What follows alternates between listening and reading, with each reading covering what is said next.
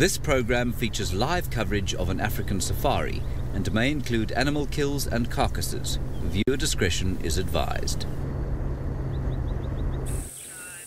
Hello, and a big welcome to Shelton Park Elementary, who are joining us on safari for the first time, and White Oaks Elementary, who have joined us before. We are with a bunch of very lazy lions. My name is Brent Smith, and I have my good friend Craig, who's also called Batman on camera.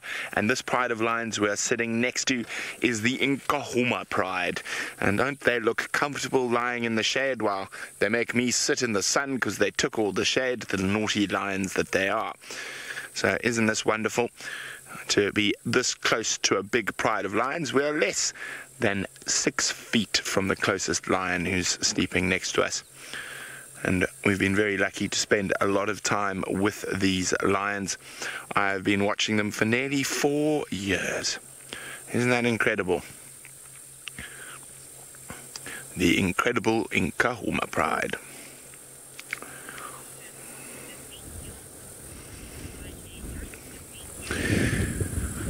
Ezekiel would like to know, why is a lion dangerous? Ezekiel, because it can eat you. That is why they are dangerous. They are not dangerous when we are in our safari cars. Cars have only been around for just over 100 years, and they do not have an evolutionary instinctive response to the cars. So if you drive carefully and respectfully around them, you can get very close to them and you can follow them doing what lions do. However, if I had to walk into here at this time of the day, they would run away because human beings are the dominant diurnal predator. But at night time, lions will eat people. People are on the menu.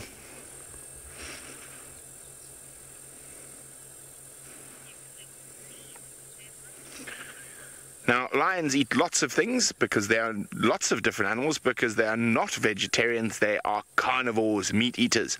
And my friend Steve, who's in the Masai Mara, who's got something these hungry lions would love to catch. Yes, they do. They eat lots of things, and zebra are one of the first choices for lion all across the African continent. And we are up here in Kenya in the Mara Triangle. And my name is Steve. Good afternoon, boys and girls. I'm joined on camera by Manu, and I'm sure Brent has asked you to teach all the questions you'd like to talk about. Let us know what you'd like to talk about, and we'd love to answer them for you. But to start off, look at this beautiful wilderness that we have. As far as the eye can see, wilderness dotted with wildlife. First, we have some zebra. You can see that big tree line in the bottom there. There's a dry riverbed, or maybe there's some water there at the moment. Beautiful place to find leopards. And as we keep panning across the grassland, we'll see more animals will come into picture. More zebra.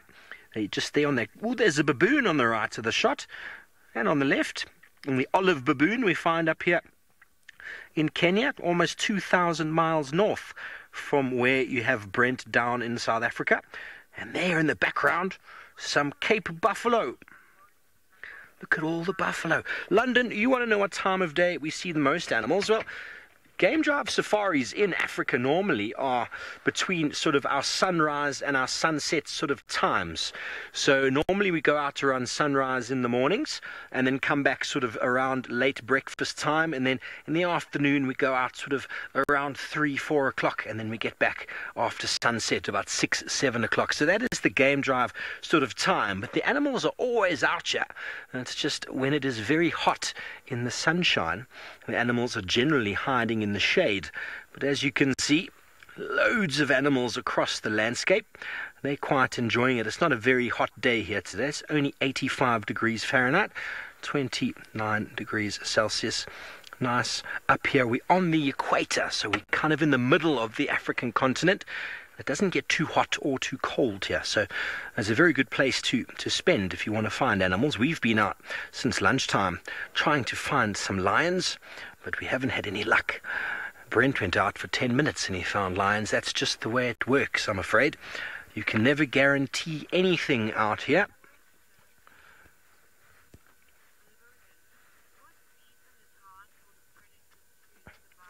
Hello, Logan. You want to know what time of year or what season is the hardest time for predators to survive? Well, during our rainy seasons. So up here in the Mara, we get 2 rainy seasons, one sort of in April time and one around now, November time.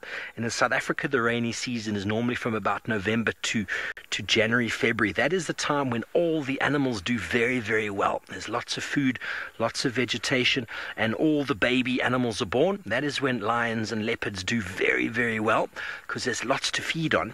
And then when the dry season comes, down in South Africa especially, we get lots and lots of dry times down there. And that's when the predators still do very, very well. So they actually do well throughout the year. They just have sort of times when there's a bit more available and times when there's not so much available.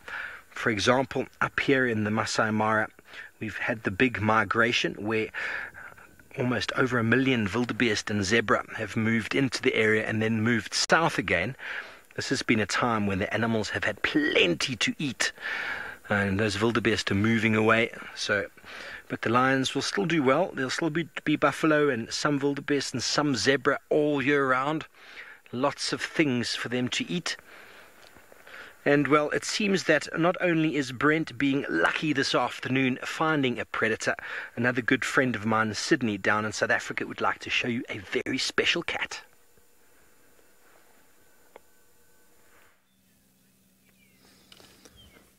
I have got a very beautiful cat by the name of Hosanna. Hosanna is just enjoying his sleep at the moment just by the dry riverbed. So you can see that he is hiding his camouflage there with the grass. A very, very good afternoon, boys and girls. I am Sydney Mikosi, and I'm traveling with Sebastian, who is my camera operator this afternoon. We are going to try by all means and get you see a lot of interesting animals. And you can ask your teachers to ask us questions this afternoon.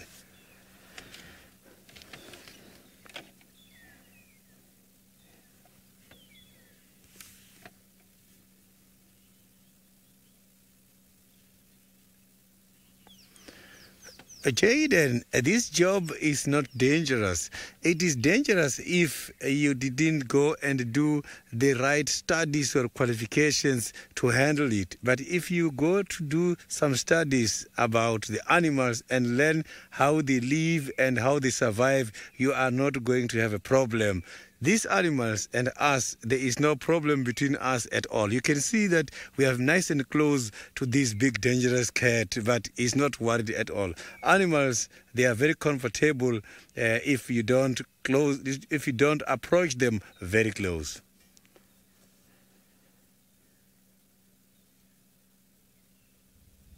So, but if you start killing the animals are going to start hating people, and that is when you are going to jeopardize our operations. Every time they see us, they are going to chase us.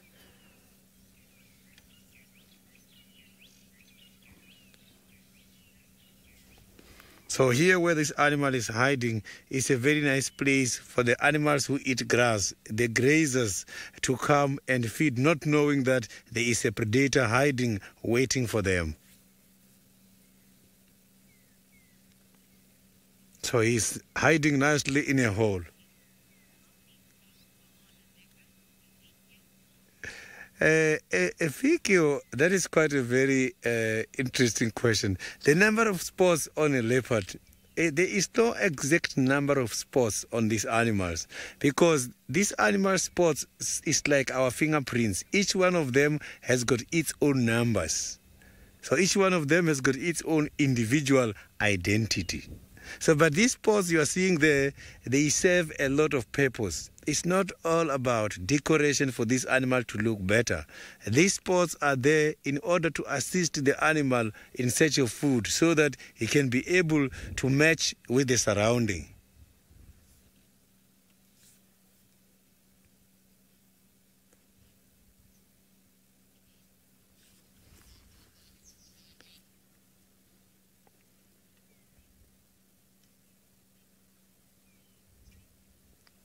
Grayson, this leopard is a male, and this male leopard is about now going to reach 3 years.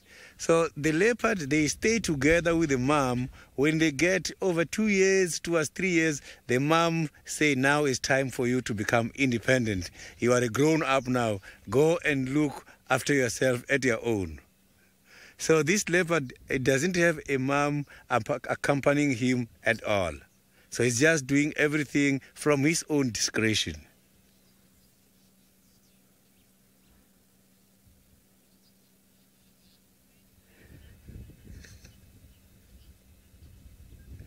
So the leopards can sleep for quite a long time. Cats can sleep for about 18 to 20 hours. And if the leopard eats now, he is going to sleep for quite a long time because the stomach has to work out all the meat that has been taken, and he must then lose the weight, because when the meat is too much in the stomach, chances of the leopard to chase something else coming, they are very minimal because he is weighing too much. He can't run fast. So that is why they must have to sleep long time. But apart from that, reason for them to sleep is to conserve energy during the daytime so that when they wake up at night, they can be able to run and chase other animals for feeding purposes.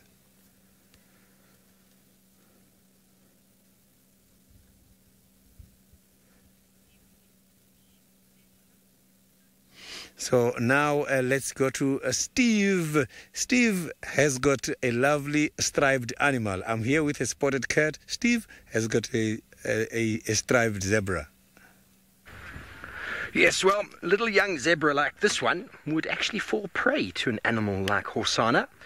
I've seen a male leopard kill young zebras before, but ideally this little zebra wants to stay safe. See how long its legs are? See how it disappears when it goes behind mum? It actually disappears. Do you see that? Because it's got very long legs. And with those stripes, see, it wants to drink, but mum's saying, no, I'm tired. I don't want you to drink now. Very cute. Baby zebras are definitely one of the cutest animals to see.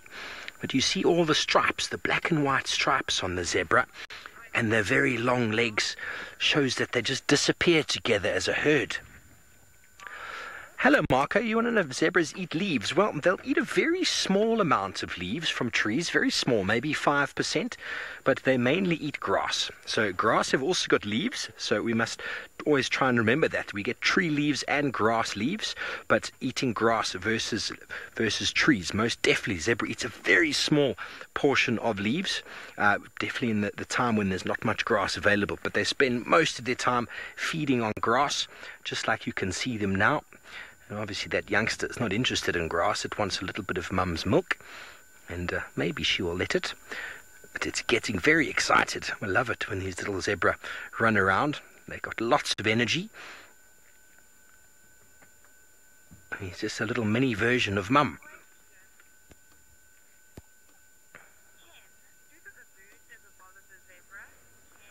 Hello, Ken. You want to know if baboons ever bother zebra? Well, I've never seen them bother zebra.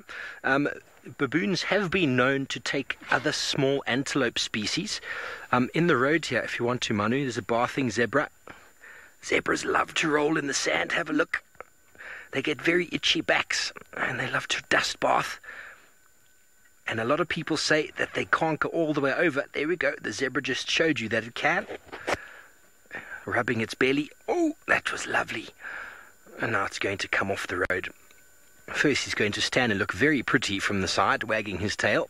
So baboons, they do bother certain antelope, very small babies, but most of the time they just walk through the landscape feeding on insects and grasses and fruits.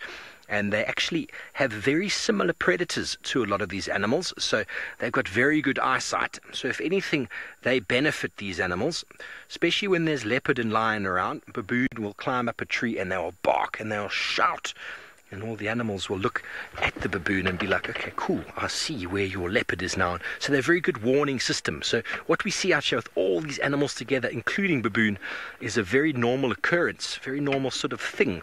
They hang out together because none of them want to be eaten by a lion or leopard. So by hanging out together, they're helping each other. They're also decreasing the odds of it being them if the lion does happen to come in and catch them. And there you can see the zebra using its lips, just busy feeding on the fresh grass that is coming through there. Really enjoying the nice green grass that's coming through.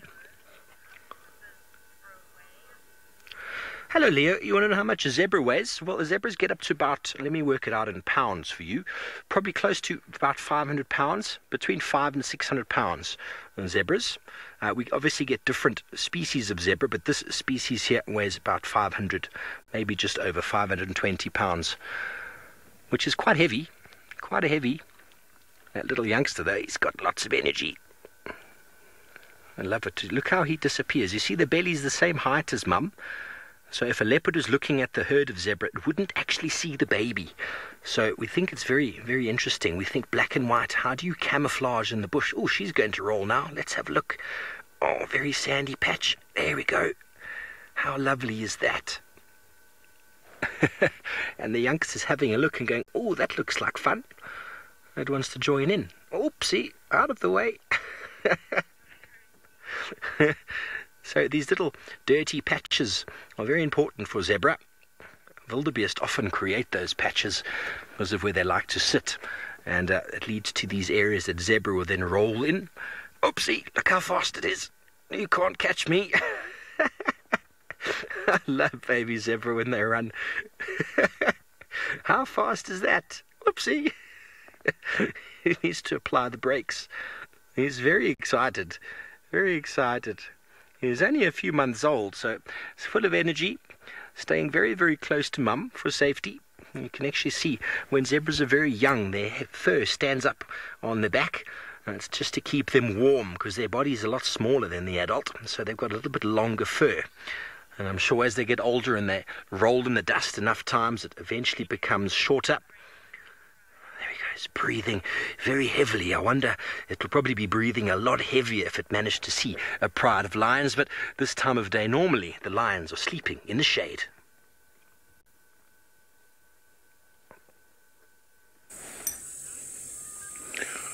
Well, a herd of impala stumbled in here and woke the lions up by snorting. And they'll do that when they spot predators. It's called an alarm call. But at least they're not completely flat and asleep. There's 3 heads up.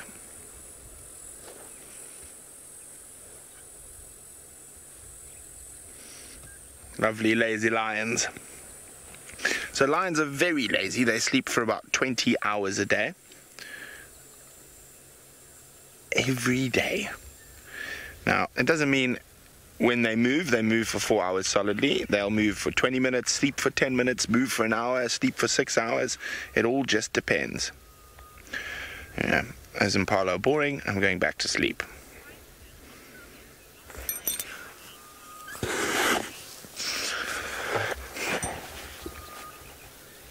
Ashia is asking, are lions only carnivores? Yes, they'll sometimes eat a bit of grass when they have an upset tummy, but they need to eat only meat to survive. So you will never find a vegan lion or a vegetarian lion. Otherwise they would be a dead lion. Giving herself a little bit of a grooming. So lions, like other cats, are often cleaning themselves, licking themselves, and their tongue is like sandpaper, very, very rough. But of course they are very, very tough. Looks like she's got a little wound that she's cleaning on her foot there. Yes, there's a little wound. Cleaning it. Trying to keep the flies away. Oh, there's a yawn coming. Oh, look at those big teeth.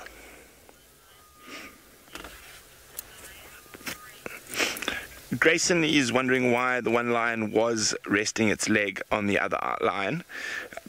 Grayson, why do you give your mom and dad hugs? It's very important, because they're a social animal, that they maintain good relationships within the pride.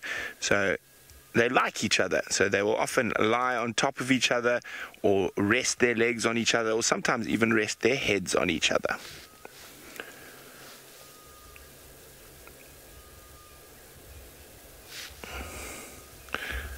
You can see They always lie very close to each other.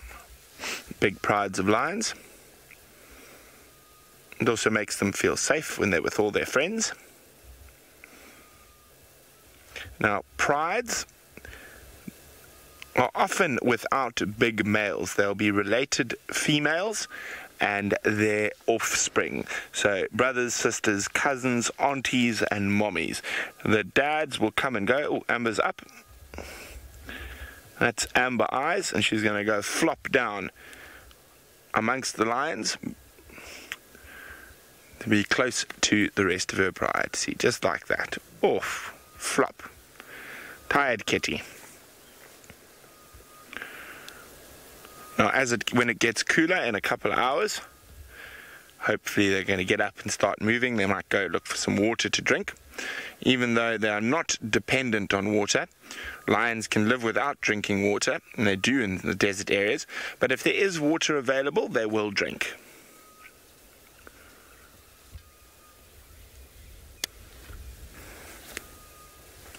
I've just got to talk on the Game Drive radio for a second. Standing by, Alex. Okay, while I talk on the radio, we're going to send you across to Sydney. Oh, sorry, we're going to Steve in the Masai Mara. So he's in a very different area from us. Big open grasslands where we're in mixed broad-leafed woodland called bushveld. Now let's go back to Steve in the grasslands. Well, you are back up here, indeed, in the open grasslands of the Mara. And we are with one of the big five, the African or Cape buffalo. And Manu is being very artistic there with the clouds. Isn't that a beautiful picture? And now, the Nkuhuma pride that Brent is with down in South Africa, they have a really nice sort of a favorite taste, being buffalo. The same species we find down there. But they are not the easiest of animals to catch. If you have a look at that, both the male and the females, that is a female, have got horns. And they are big and get anywhere from 1,400 pounds up to 2,000 pounds. Can you imagine trying to catch something that weighs size? Here we go. Those are much smaller. About a year apart in age. You see the horns just coming through. The one in the middle just got a little stump of a horn there, showing that it's a very young individual. That is the individuals that lions would most certainly try and catch. The zebras in the background. Lots of food on offer here.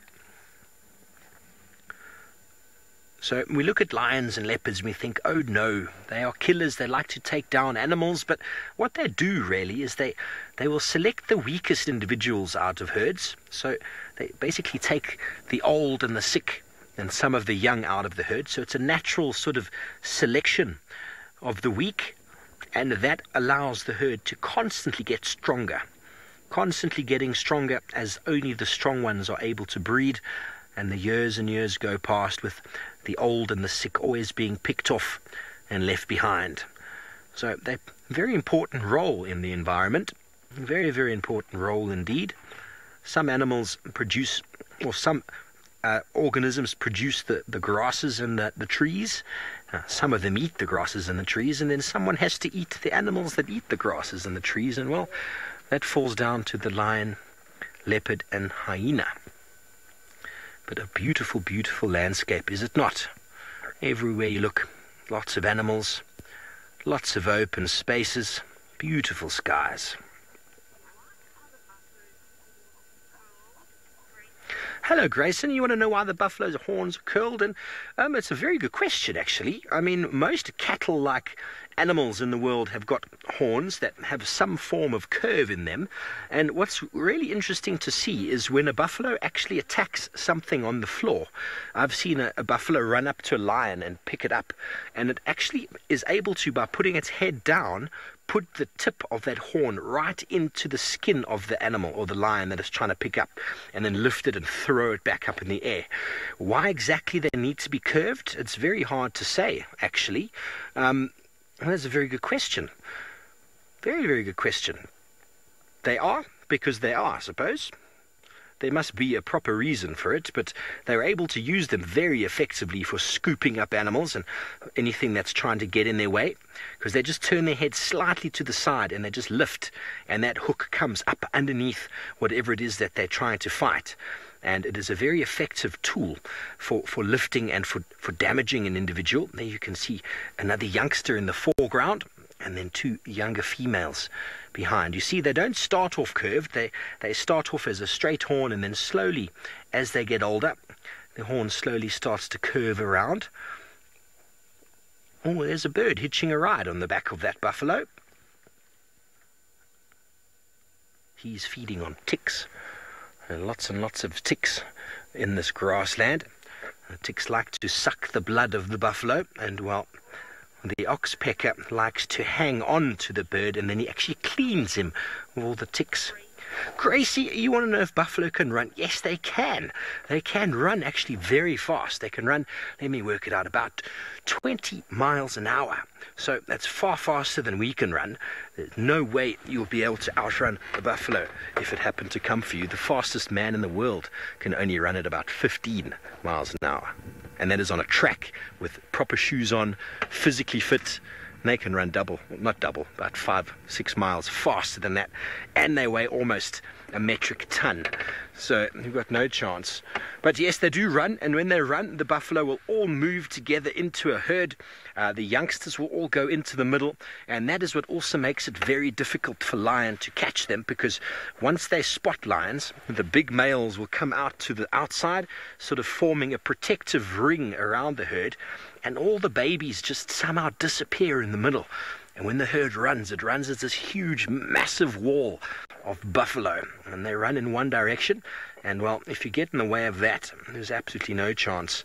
There were some viewers or guests in the Kruger National Park, not far from where Brent and Sydney are now, that were parked on a road just like I am now, and a herd of buffalo came stampeding and completely took their car out. They were okay.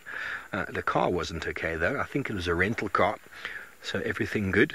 But the mass of buffalo, when they get moving and stampeding, there's nothing to stop them. And running at 20 miles an hour is amazing. The dust cloud that forms behind, and it makes it very difficult for lions then to pick out an individual within the herd. But we were actually out this afternoon looking for a pride of lions that were not far from where we are, and hopefully we're going to have some luck finding you a predator. But Sydney down in South Africa, as we said before, has already found one.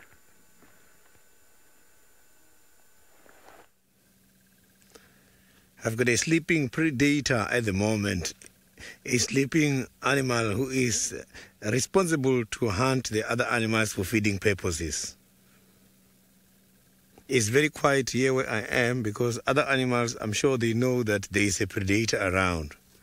I haven't seen any of the grazing animal.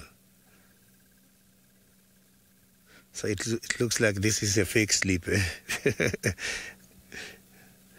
So, because he's just waking up all the time.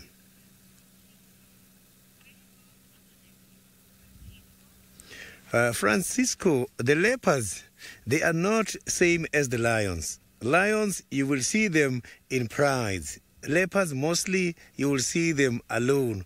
They are solitary animals. Solitary animals are the animals who just walk by themselves. But don't get confused, because these animals, sometimes, if it's a female, when the female got some cubs, she has to be accompanied by a cub when they are at the right age in order to go with the adults. But mostly the females, they do hide their cubs in a den until the cubs are ready to go out. A den is just a place where the little ones, the cubs, are hidden. So it's very rare to see the leopards walking together as a group. Yes, group of leopards together, we call it a leap of leopards.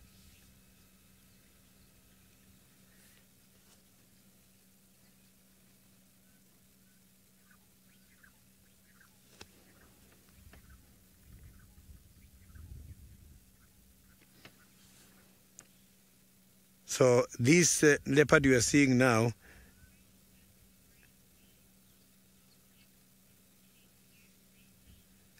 Gracie, the chances of the leopards to chase us, they are very high. Why I'm saying this? Because when we are out here in the bush, sometimes we meet them together with their little ones, the cubs. When the leopard female has got a cub, when the mother has got a baby, they can be very much dangerous and they easily get irritated. That is when they can charge us, especially when we are out on guided walk. We are not only doing the game drives here, sometimes we go on foot and look for these animals. And accidentally, we do come across these animals on foot together with their little ones. That is when the situation can be different.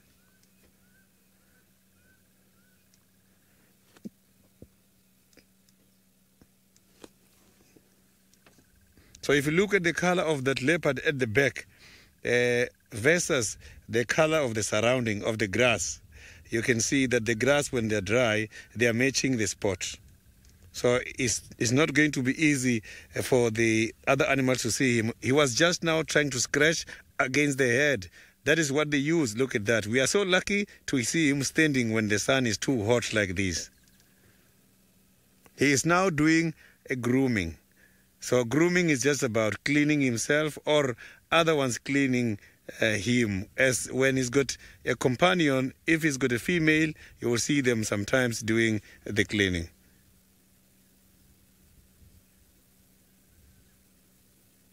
So these animals,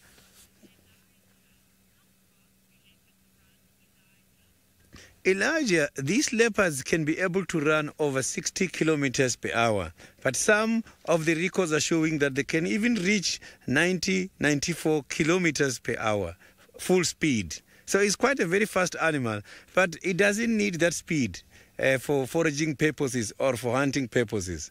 This animal, they go and ambush the prey. They normally hide until the prey comes to a distance of 10 meters. And when the prey is entering 5 meters is when they will jump and surprise the prey by catching the prey. So they don't really chase an animal. Animals who are chasing other animals for a distance, short distance, is the lions. Their hunting strategy is completely different from the lions.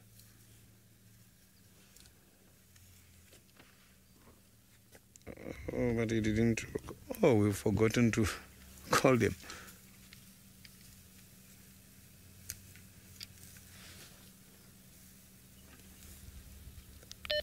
I've got Osana here. You're more than welcome. I was with that old man in the morning.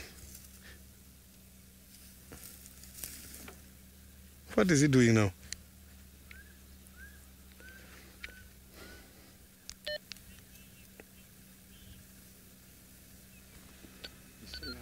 So now let's go to Steve with the elephants and see what the elephants are doing at the moment.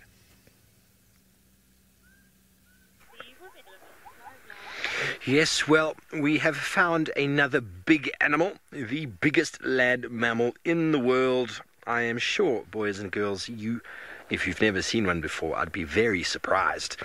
We got a beautiful herd of African elephants. Not like the zebra. They feed on grass, leaves, twigs, fruits. They even push the trees over and feed on the roots of the trees. They even rip the grass up out of the soil and feed on the roots of that. They feed on absolutely everything. And they do all of that, believe it or not, with their nose. Such beautiful giants.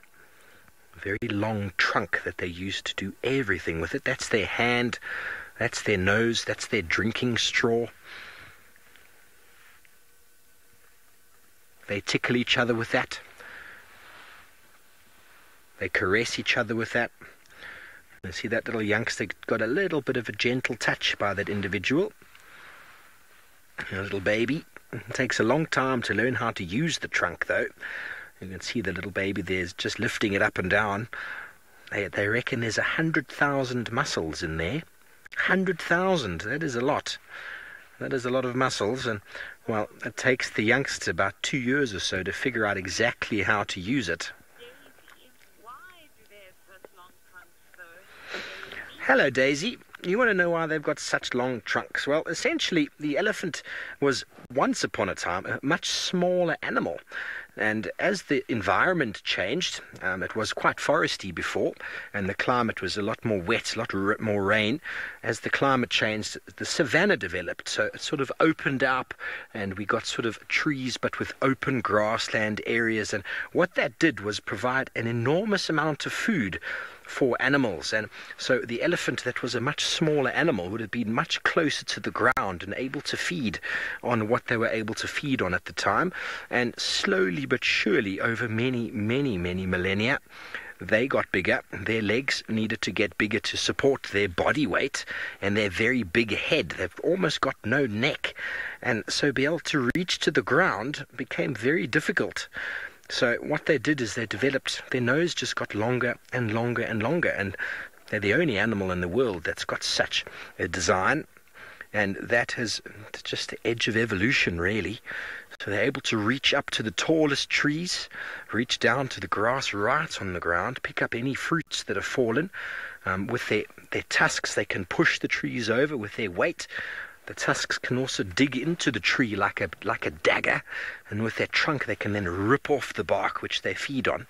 The bark's, there we go, the bark's got lots and lots of medicinal properties and lots of medicine in there that the elephants are very clever and know how to find when they've got a bit of a tummy problem, or maybe they're feeling a little bit of toothache, something like that. They know exactly what to go for. There's a youngster using his trunk. Look at that. Can you imagine being able to pick up bits and pieces like that off the ground so delicately? And they've got a very good sense of smell. So they stick the nose inside that bit of grass, and then they're looking for something very specific growing in there. You see, it's a little green looking like forb that it's picking up. Hello, Alexa. You want to know what the largest elephant I've ever seen? Well, it was definitely in South Africa, in the Kruger National Park. And the weight, he was probably about 12,500 pounds. Can you imagine that? 13,000 pounds? That is enormous. Enormous. 10.5 feet at the shoulder, standing from the ground, and tusks that are about 200 pounds in weight on either side of the head, going all the way from the head all the way, sort of just touching the ground. They almost can't even lift them off the ground. They use them almost like a plough, walking along the ground, and when they rest they just put their head down and the tusk sits on the floor. So there's not many of those elephants left in the wild, unfortunately, because those really big beautiful things of ivory, the tusks, are used all over the world for all sorts of things. But all they are teeth, just extensions of the elephant's mouth, which they use, as I said, for feeding on the trees. And the males, well, they use them for fighting. That's why the males generally have bigger tusks than the females. But aren't they just beautiful? They're just standing out here in the open, and they're very relaxed. Gentle giants, the African elephant. Feeding all day long. Over 600 pounds of food a big male needs to eat every single day. You imagine these 20 elephants, if they eat over 600 pounds every day, that's a lot of grass needed. But anyway, Brent and his lions are still down in South Africa, and they definitely don't eat 600 pounds.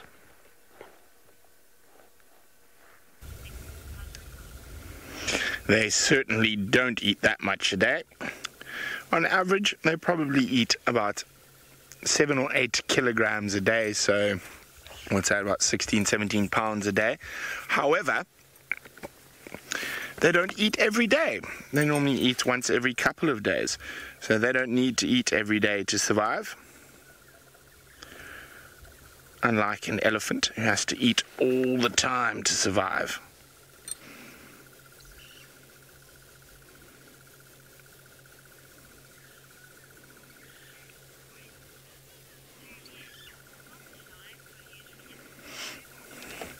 Juliet is wondering how many lions are usually in a pride.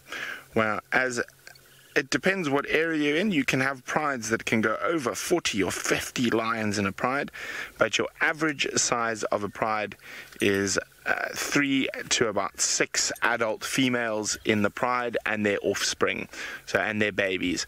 The female babies will stay with the pride, and the males will leave at about 3 years old and have to go find their own territory away from their natal pride, which means where they're from, where they were born.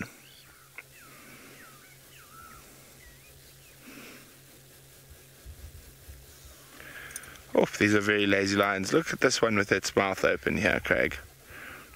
You can see one of its canines. It's having a dream. Its paws were just jumping ever so slightly. Probably dreaming about catching buffalo. I know you saw some buffalo earlier with Steve. This pride of lions, their favorite food is buffalo.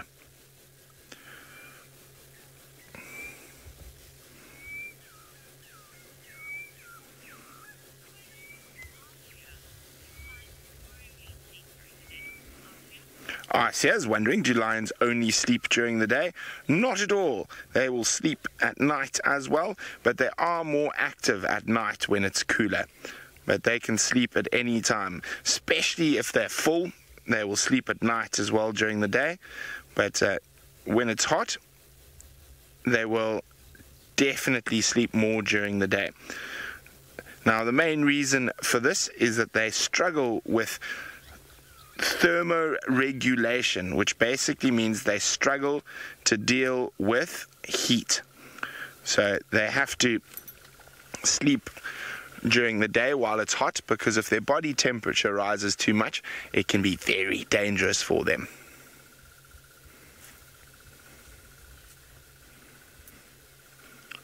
And I'm hoping they're going to get moving in not too long.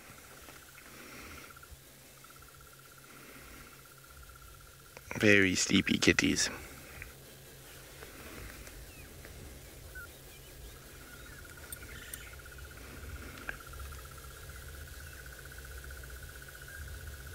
And we can hear some lovely birds calling as well. You can hear that. There's a crested barbet. I'm trying to spot it for you now. It sounds like it's in this. It just flew away. Don't worry, it flew away, Craig. As I spotted it, it didn't want to be on camera. It was a shy bird. You found it again. Craig is, there it is, hopping around there.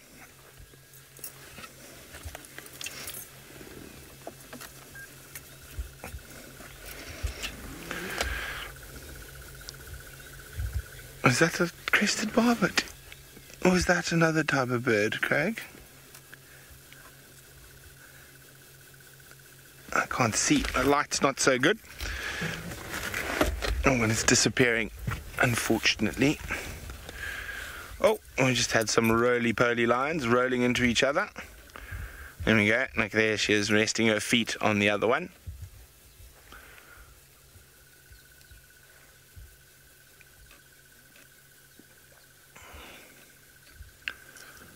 Lions look very comfortable when they snooze.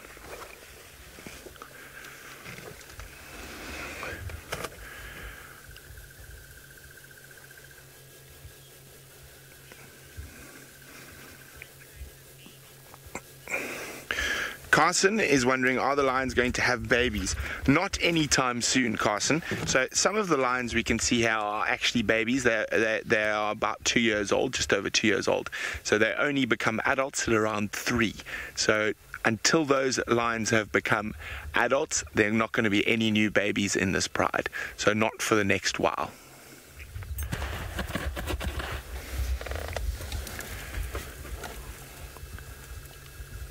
They found a very nice spot here, lovely shade for them, and when they get up and move, oh, excuse me, these ones on the right are probably going to get up and move as the sun creeps onto them, and they'll move further to the right where there's more shade.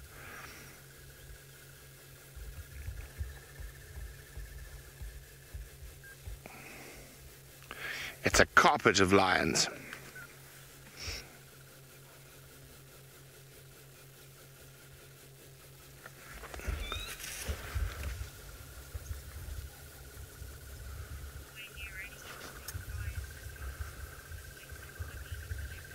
Well, it's been absolutely splendid having you guys with us on your very own school drive, so you're going to have to come join us again soon.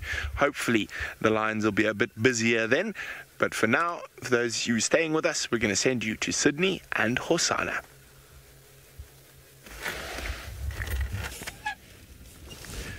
Hosanna is now starting his hunting activities. I have seen now that we have been following him and he is focusing on something. I can't see very well what is it, but from where he is now, I can see that he is looking at something further down this side.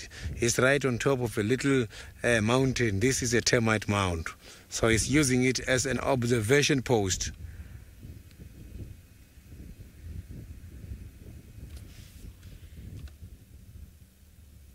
He's got a nice shade there, you can see.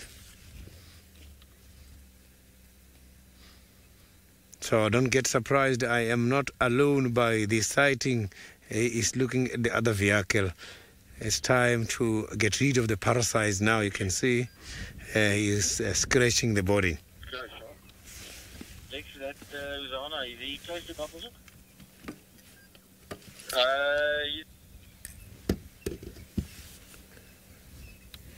So where that Francolin is where his focus is. Maybe there is some other grazing animals in that area.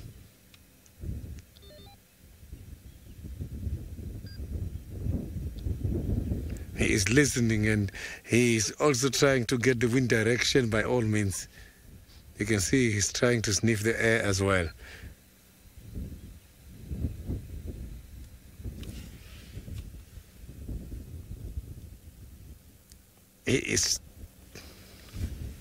So now let's go to the Masai Mara where Steve has got the lovely big elephants at the moment.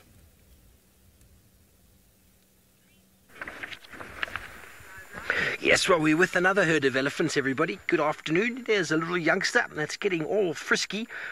Well, we're not sure what happened. I'm going to assume we were watching this herd of elephants feeding peacefully, and two reedbuck decided to run straight past them. They didn't like that very much. There we go. Let's see if it's going to cause stress again. They ran straight past the elephants, and it caused the elephants to get really upset and form that phalanx that they do around the youngsters. All their heads were raised and trunks were in the air. And there we go, it's gone. It was very quick. And slowly they're realizing there was no real danger. But generally with a breeding herd like this, when you've got youngsters of that sort of age, they do respond to things very quickly. If there's ever any sort of disturbance, they will very, very quickly come together until they figure it out, whatever it is that disturbed them. And there you can see they're slowly feeding again. But what always amazes me is that how quickly the babies disappear in amongst the masses. They just completely disappear. Adults put bums together, heads all face in different directions, and somewhere in between are all the little ones. And it all happens normally without a sound. Without a sound, just a bit of body posturing. And there's a really little one who's being very feisty with an older cousin, pushing and... There we go, he's got another friend there behind him. Hadn't seen that little one. Two of similar age there, looking around the ages of 3 or 4, and the ones at the back in their first year. Never a dull moment with elephants. Elephants and baboons always doing something.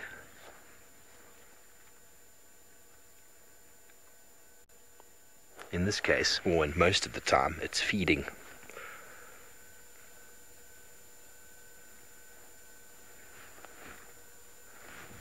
Well, it is a beautiful afternoon up here in the Mara Triangle. And beautiful clouds. We're expecting a sensational sunset.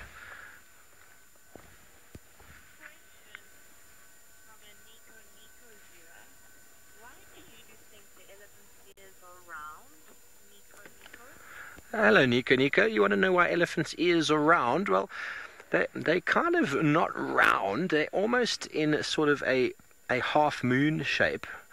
So not a full circle, but a half circle. And essentially what the elephant's ears are is they make up a third of the body surface area. The front and the back of the ears make up about a third of the surface area of the elephant's body, and that equivalently assists in them cooling themselves down. Looking at the back of the ears there, you can almost see little sort of straight little lines behind the ear. Those are the network of veins which pump blood to the ear. They reckon anywhere between 6 and 9 liters of blood can get pumped into the ear per minute, and by flapping their ears into a third of their body surface area, they've got a good chance of cooling themselves down. So that is why they are like that. Indian elephants have got a slightly more rounded ear and a bit smaller. And I'm not sure if it's due to the fact that maybe it's a bit more humid there, and they've got a bit more moisture to cool down. They don't need to cool down themselves as much as these guys do in the African savanna, where they don't have the luxury of permanent water at hand all the time. But the African elephant is bigger, because generally a bigger surface area or bigger body mass means that you cool down or you warm up slower. There's a general rule there.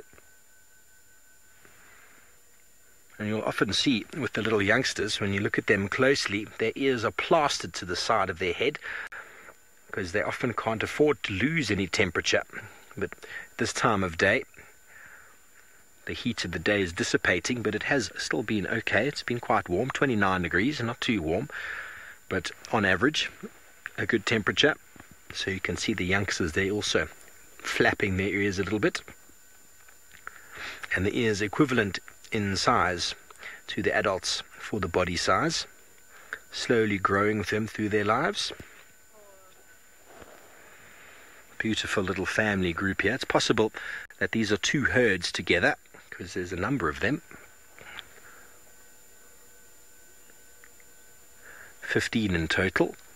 There's a quick count. And the herd we were with before was at least 2 or 3 of them.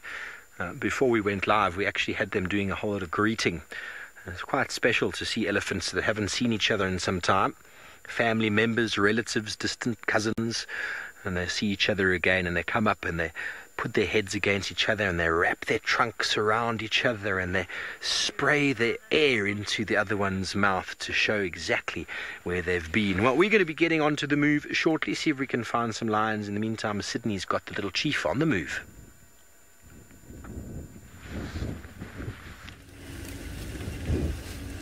The greeting ceremony for the elephants. So where I come from in Venda, my neighboring, or my capital city, the town is called Thohoyandou. Thohoyandou, it means an elephant head. So I grew up learning a lot about elephant stories.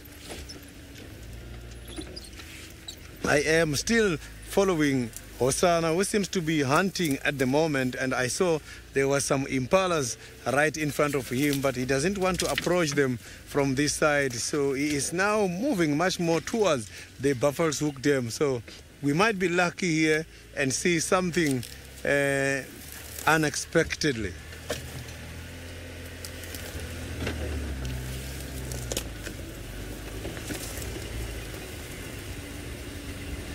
So he's looking very hungry.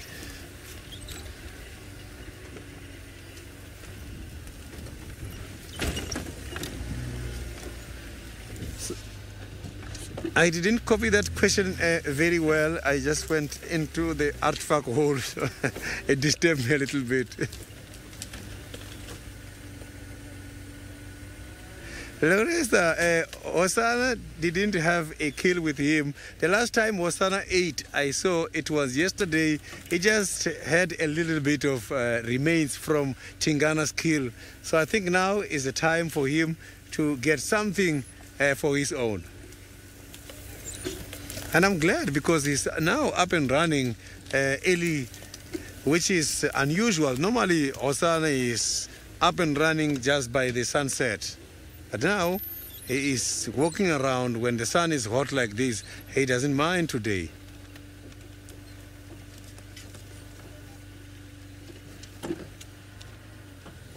So I can see now he might get something to drink by the Buffalo's Hook Dam. This is the direction of Buffalo's Hook.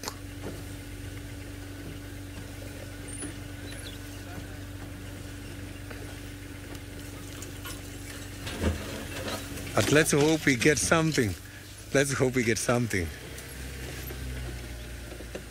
So it is clear that these cats, their hunts are motivated by the food in the stomach.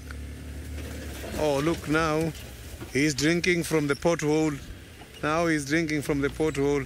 I think Buffalo's Hook is far for him. So now he's drinking just by the porthole. So you can see that the cats don't mind. They can drink water just by the porthole.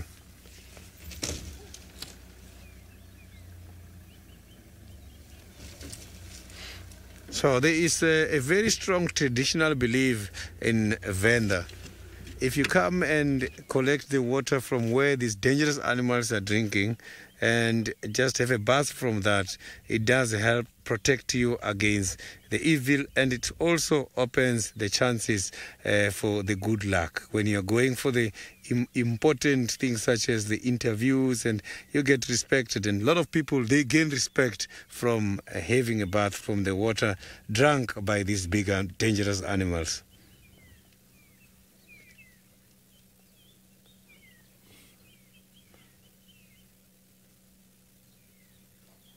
So I don't think there is too much water there. I cannot even see the water from here where I am, but I can see that he is very thirsty at the moment. And this is how a natural waterhole develops. When looking at the design of these potholes here, I can see it has been dug by the elephants. So the elephants, they dig these water holes and collects a lot of water when it's raining. Warthogs will come and do the mud wallowing. Big animals such as rhinos will come for the mud wallowing, and elephants themselves will also come for the mud wallowing in order to protect the skin against the sun. When they're doing that, they are unawarely broadening the pothole, which will suddenly become a very big water hole in future.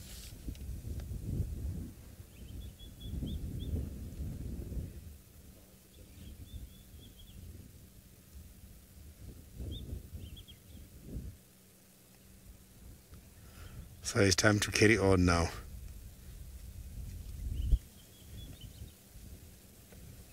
You can see that it did not get enough water there, so it means there was just a little bit of water available by the first pothole. He's now adding more, and I don't think this is going to be enough because he used to get quite a lot of water from the Galago Pen, Buffalo's Hook, as well as the Vuyotela Pen. So the tail is showing you that he is excited about something.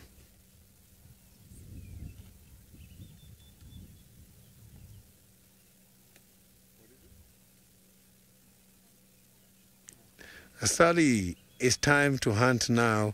I am going to cross my fingers. Hosanna must have to catch something today because he is looking hungry.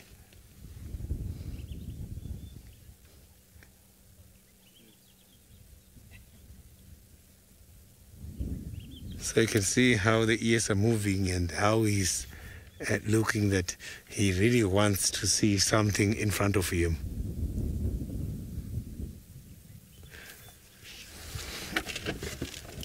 So considering that the sighting is disappearing at the moment, I'm just going to keep following until we get a better sighting again.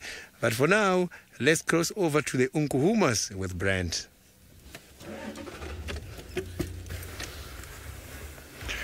Well, not much has changed. As you can see, they're still pretty flat.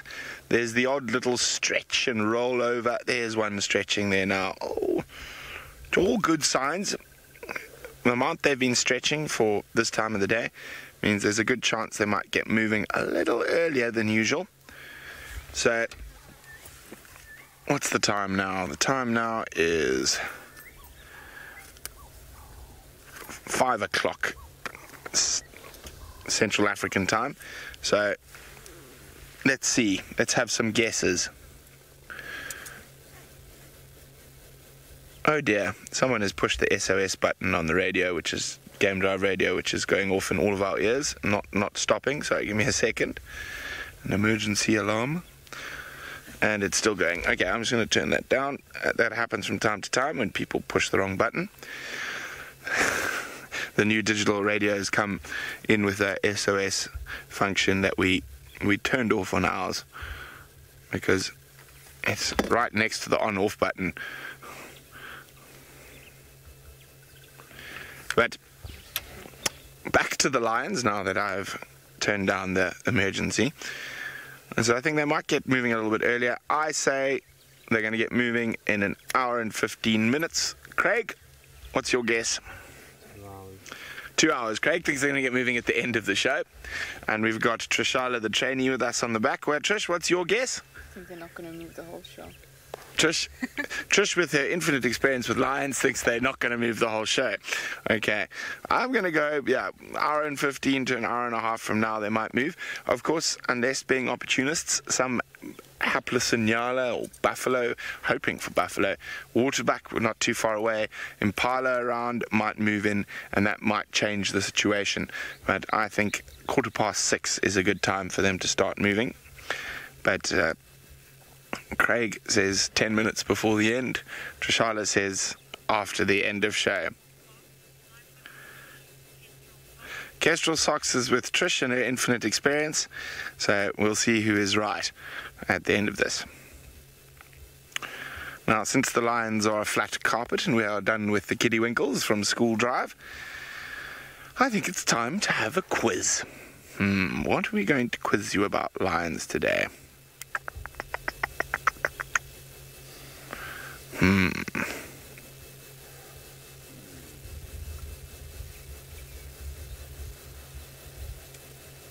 Trying to think of a good question, a hard one, because you guys know all the easy ones.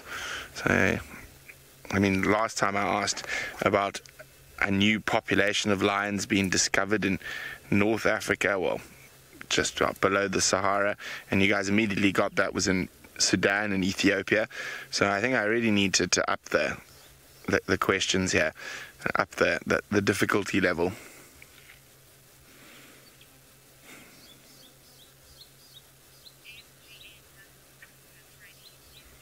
MGN says, I've got my quiz hat ready. Well, good. Now let's think. A little bit of culture mixed in with wildlife, and particularly lions. Which African football team are referred to as the Lions? Hashtag SafariLive if you know the answer. Which African football team are known as the Lions?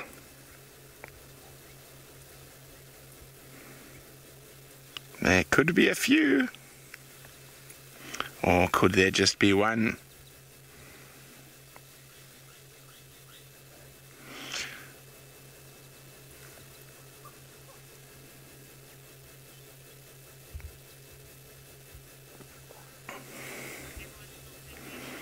Yes, I think that could catch all. And when I'm referring to football, of course, I am not referring to American football. I'm referring to soccer.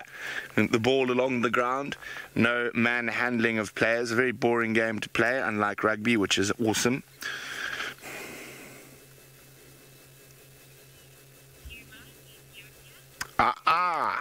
Puma says Ethiopia.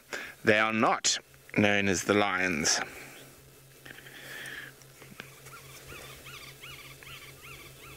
Senegal, in the right area, but not Senegal.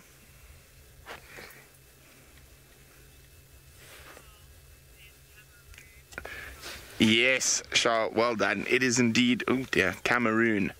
I'm going to just try to do that there. You see it, Craig? There's from the 2010 World Cup. I think that was the emblem they were going with. Cameroon. Yeah, which is quite interesting. Cameroon don't actually have a very big lion population. They do have one of the few sort of last bastions of hope for lions in West Africa, but it is a very much a population that is under threat. And I've actually been doing some research, and I'm looking to do a recce into parts of Cameroon, hopefully next year or the year afterwards. But not only to see the lions, there's giant Nile perch that live in the rivers there. So I want to go fishing and go look at the animals of Cameroon and birding, of course.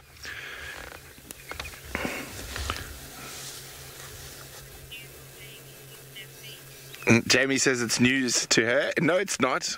I was even showed Jamie the pictures of the giant fish coming out of the rivers in Cameroon.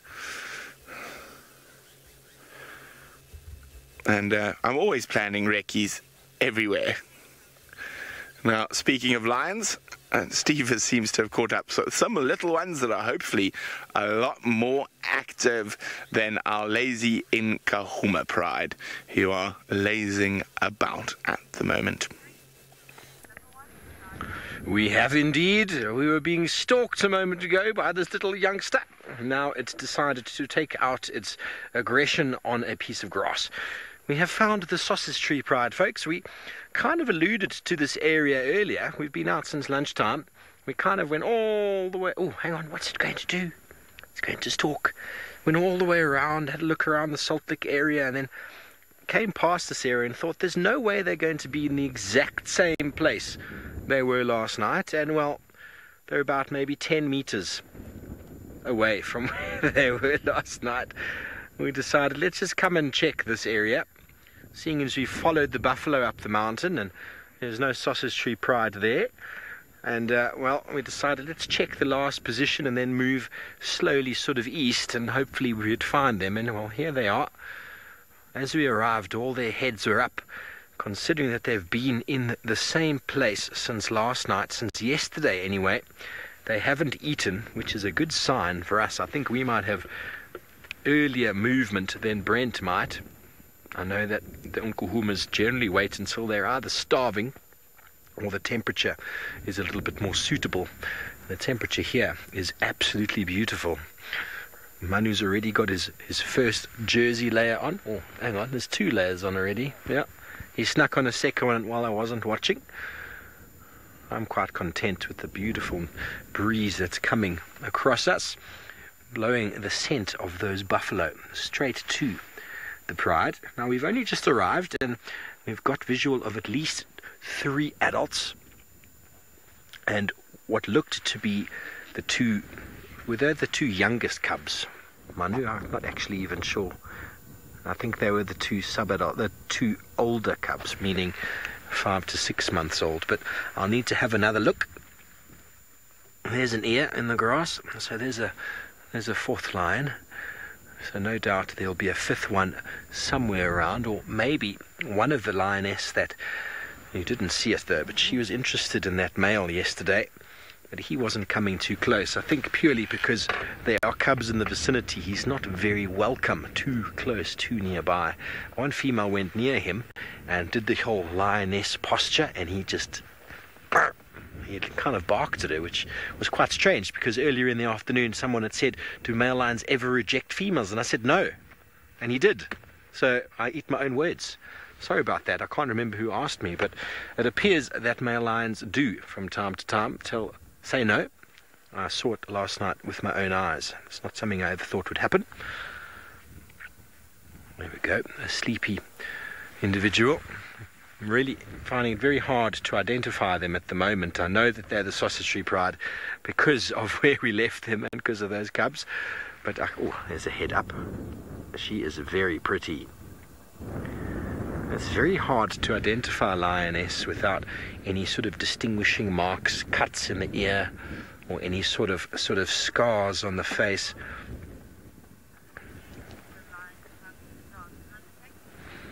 Hello, Rosalind. Yeah, well, lion cubs start taking sort of active movement with the pride about 11 months.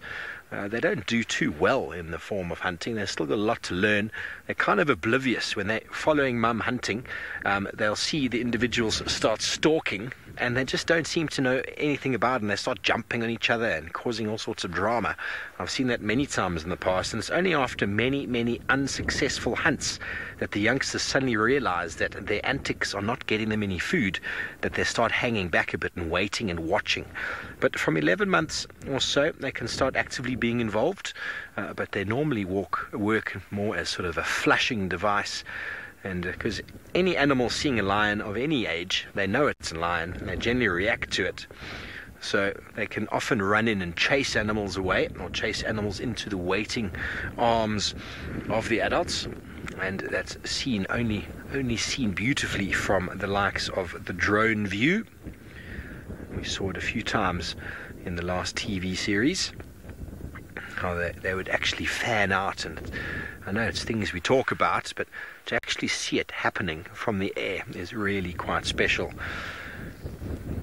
But promising signs we got here about this time yesterday as well, and we didn't, well, the lionesses were all flat. We hadn't even seen them. They were all in the long grass. And there's at least one who's very interested. There's a few zebra dotted across the plains not far from where we are. She's having a little look-see, see what it is she might be interested in. Some zebra and some eland just over there, not far away, a few hundred meters or so. A perfect stalking grass. The grass is in places here about knee-high. It's not the most overgrazed area, but it's also not the most vegetated. But just in the open area here behind this individual is where there were at least 2 carcasses in the open clearing yesterday that we came across when we came across the vultures. So they do have success in these open areas. Wind to their favor. When it's windy like this, they can mask their movement. And with 5 big, strong lioness, they'd probably be able to take one of those female eland there, but I'd probably choose a zebra if they had the choice. So you can see how tall the grass is there. And if a lion was to crouch down in it, they would definitely be concealed. Even that little youngster on the side is showing us how it's done. Can't see me.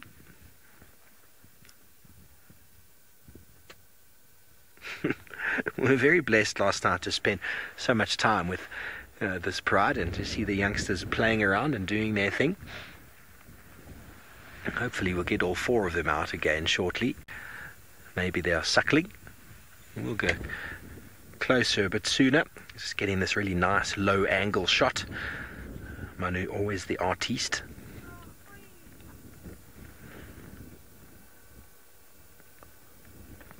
So can you imagine if you're walking here and then just at about 40 meters or 30 meters you suddenly got this black flicking tail moving out of the grass? You'd definitely get a fright, wouldn't you? You'd be like, what was that? That is one of the really small ones there. I think it's actually hard to tell when they're not together, but I think it's one of the 3-4 month old ones. Plopped down.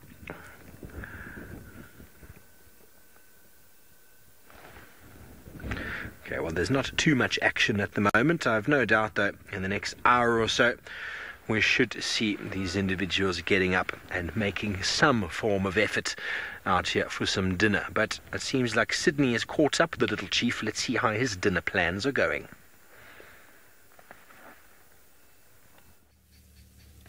So the little chief is just standing there now, but his positioning is showing me that the little chief is seeing something, but he might be seeing something from far. I can see that he is, look at that positioning. This is lovely. Maybe there is something there. I saw a scrub here earlier, somewhere trying to jump. Not too sure if the scrub here was jumping because of his arrival or it was just doing some other things. Yeah, you can see that he's interested in something. You can see how he's moving the leg there.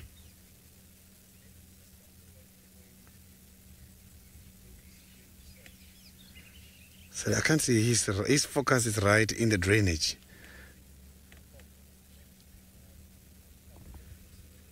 You can see that it's lying down, but the head is going up.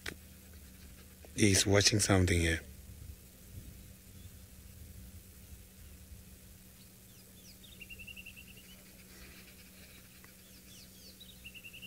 So you can see he's moving the head very slowly.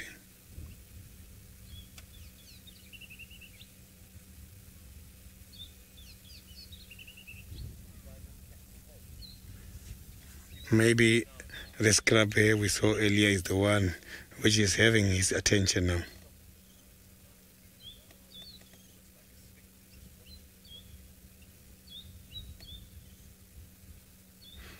So I think the scrub hair will be too small for this big cat today.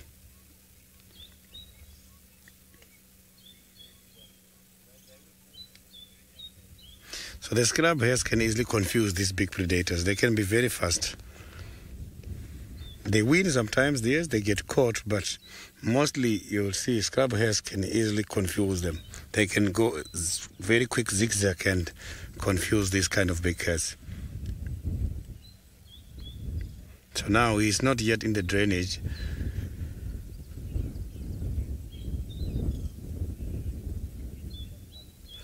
Jenica, we used to see quite a lot of leopards by the mountains in the areas where I come from, including the black leopards. So they used to occur there, but until today, leopards are still being spotted. And it's spotted sometimes coming towards the villages. So where I am, there is quite a lot of predators roaming around sometimes.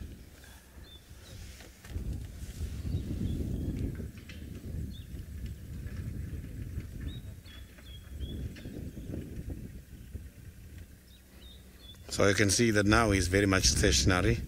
Maybe he lost a hope on what he was looking for when we got here now.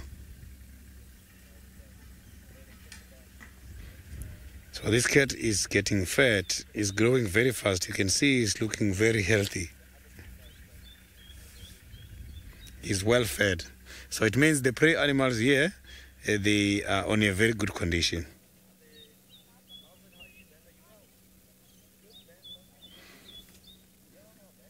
Despite this dry season.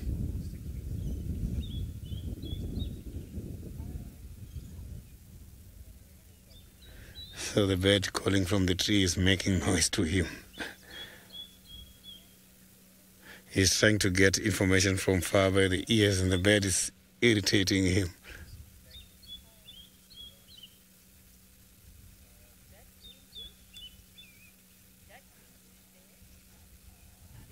You see how this cat turns the head to maintain focus. That's interesting. So he moves his head like the damn cam. So he moves his head like the damn camera by Viotelaped. So he's moving the head step by step. Not all at once.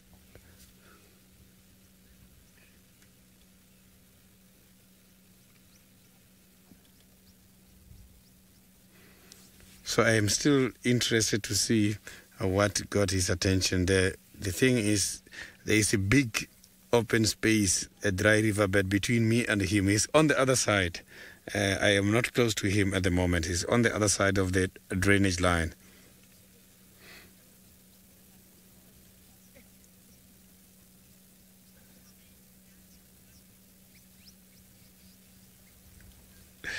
Daniel, yeah, the black leopards these days, they are very much difficult. Those are the animals which were spotted a long time ago in the area there. So that's why if you check around Venda, there is a team which is even on the Premier Soccer League called the Black Leopard. So that name derived from the leopards which were spotted during the olden days in the area.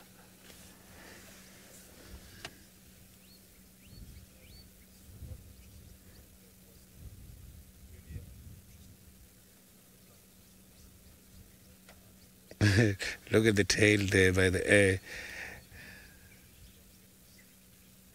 So now I saw this cat doing something funny the other day. He was hunting the scrub hare, and he saw that the scrub hare, there is a big log in front, and this scrub hare, he wants the scrub hare to come out, and he was just waving the tail very quickly to confuse the scrub hare to jump so that the scrub hare can come to the clear space. So he's quite a very clever cat. But unfortunately, the scrub hare knows all about those tricks.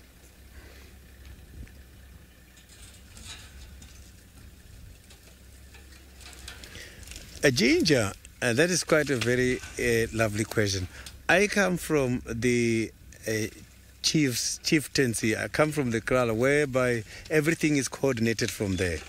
When we find the predators in the village, we call the provincial nature conservation to come and take it. But if it's a predator the community managed to catch, they bring it to the headmen, and the headman will then contact the conservation department to come and fetch it.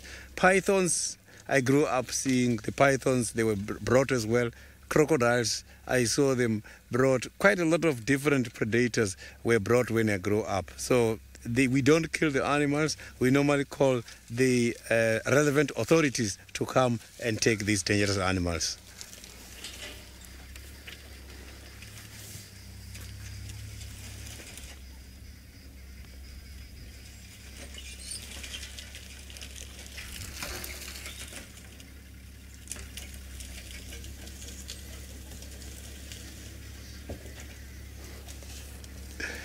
Sally. Going for something? Oh, we just missed the daycare there. So it means the daycare was just lying down next to him. That was a surprise. He just launched a surprise. So it means he saw that daycare on the final stage. I'm sure he was not aware the daycare was lying down there.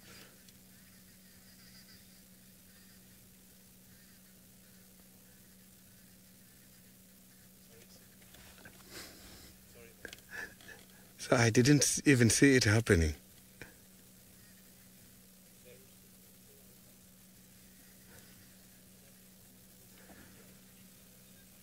So, Sally, when it comes to the predators, not only specifically the leopards, these dangerous animals, you are not allowed to show them your back. If you are in the bush, the animal is coming from the front. You must have to stand still and look at the animal and go back and reverse. So if you turn your back, chances of you to run away and get caught, they are very much high. So animals, before they chase you, they also ask themselves because they don't know how dangerous you are. But if you show them your back, then they will conclude that this one I can take down. But if you stand your ground and look at them, he is coming also nervous, not knowing how dangerous you can react towards him.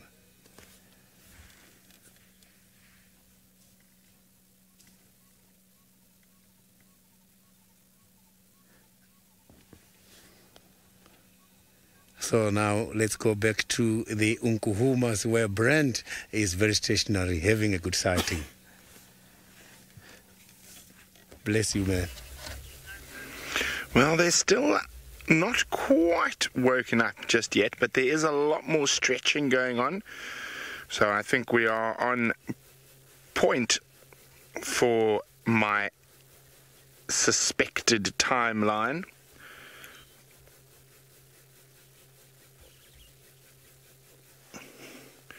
Oh, look at that. Cuddle, cuddle, cuddle, cuddle, cuddle, cuddle. Very important in lion social structure to reaffirm the bonds of the pride, because of course when dinner time happens, all manners and relationships are forgotten, and they can beat each other senseless while feeding, particularly the young males.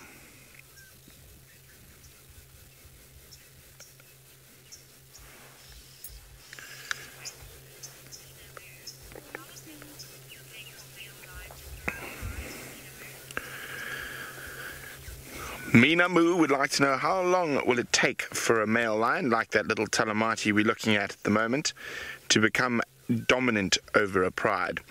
Mina Moo, there's lots of different variables when it comes to that, and in particular whether he's by himself, is he in a coalition, what are the other...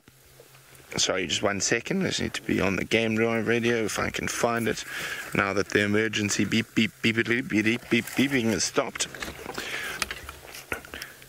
Yeah, Alex, just make your way straight in. I'm the only station. Okay.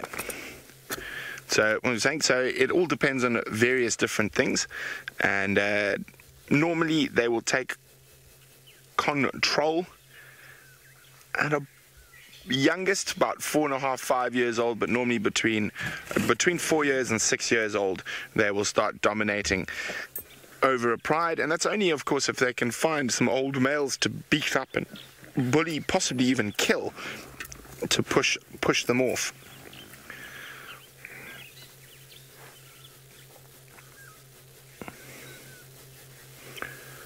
Well, yawns. I saw a yawn there now.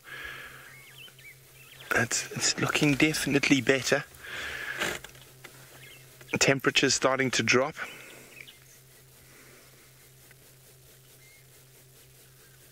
You can hear a Jacobin cuckoo making noise in the distance.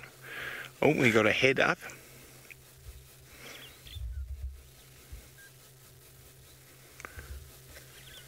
Now what we want them to do is get up like this, start stretching, urinating, defecating, and that's a good sign that we might be up and on the move shortly.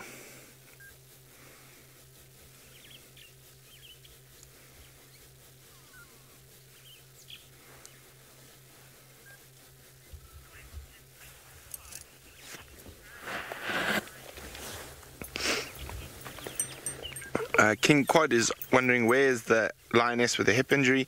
She's lying right next to us, but she's there.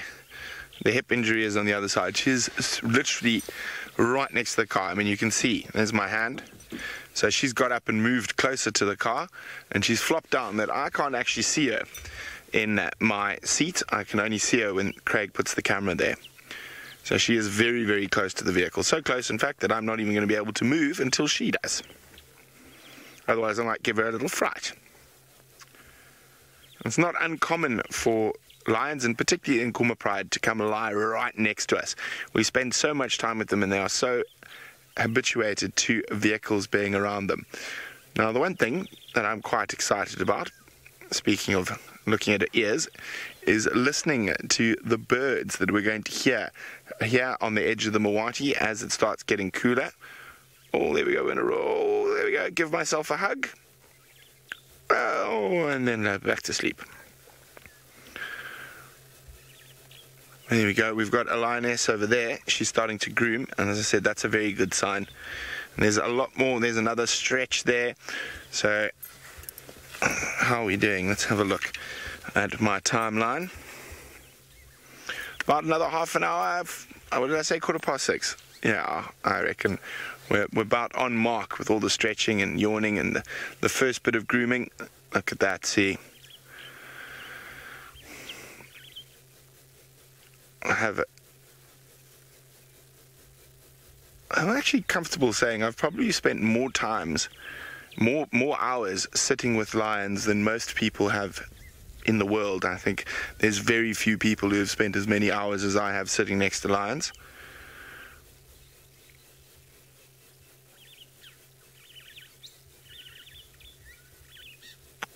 Hey, big girl. Here we go. Let's have a scratch.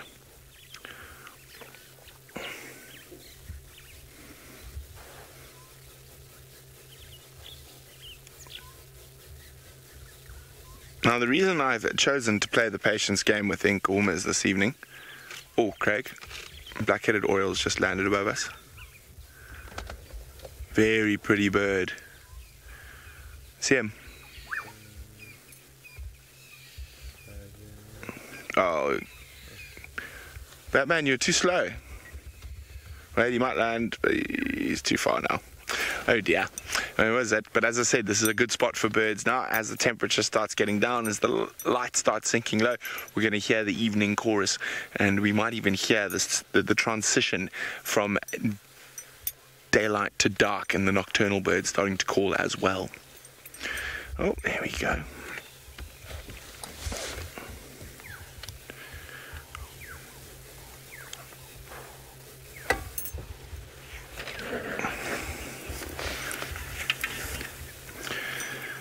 Okay. Well, as I say, it's starting to look a bit better for us here as they start stretching and grooming. But in the meantime, let's go back to Hasana, who's still on the move.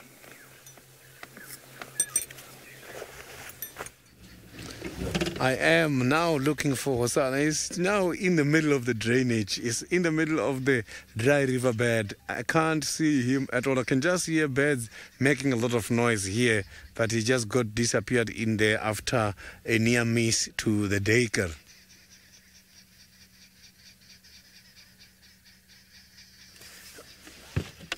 Yeah, I'm just gonna pull forward and see. Maybe we're going to be able to see him from this side. I think he's deep in there. From over there, so maybe go back to where that car is, maybe. Okay. Yeah, I'm just gonna try a different position now and see if we can be able to view what is in the drainage.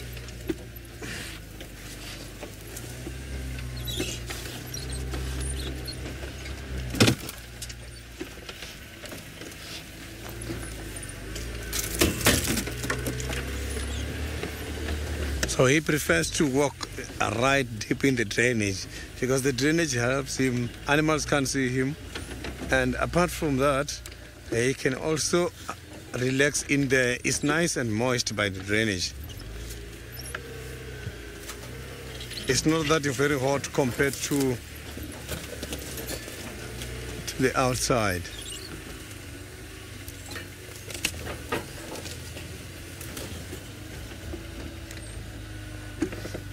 Can't see him from here.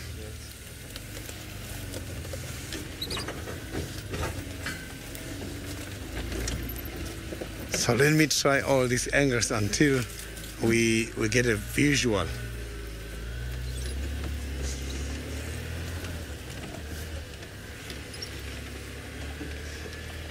So I can see there's some other people who are pointing view him from somewhere here. So we might see him now. Yeah. We're live, but it's fine. Yeah. That way. Okay. All right. Okay. So we have just. Thank you. Is he in the first galley or the second one? The second one. Okay. I see your laser. Yeah. Oh, there's a kill there. He caught an impala. Yeah, he caught something already. Yeah. I can see there.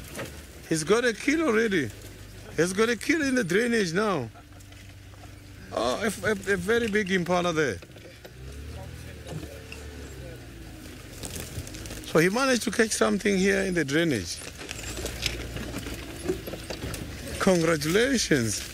No, it's not even an impala, it's a nyala. Yeah, it's a nyala. A very big nyala. It's only now that he's about to open everything. I can see from here. Okay, we can stay here.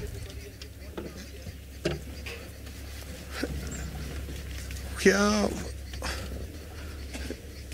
Yeah. Yeah, he just caught the nyala. Now he's opening. The nyala can see now. So you can see that that's a nyala, it's a female nyala is eating now. How did it happen? Within a very short space, he got something down. He just got disappeared by the drainage. Now he's feeding on something. This is amazing. And that's quite a very big nyala.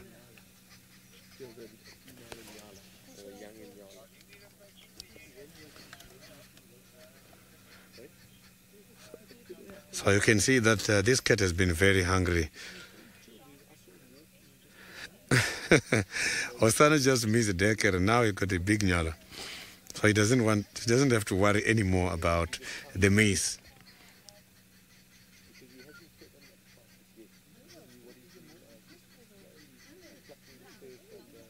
So It doesn't take much time.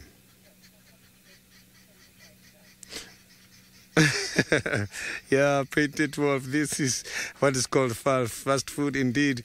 You can see that this cat has got a very good time management. He managed to take down this, and this animal is dead completely. It was just a matter of a few minutes. Everything has happened. The animal is dead. Completely dead.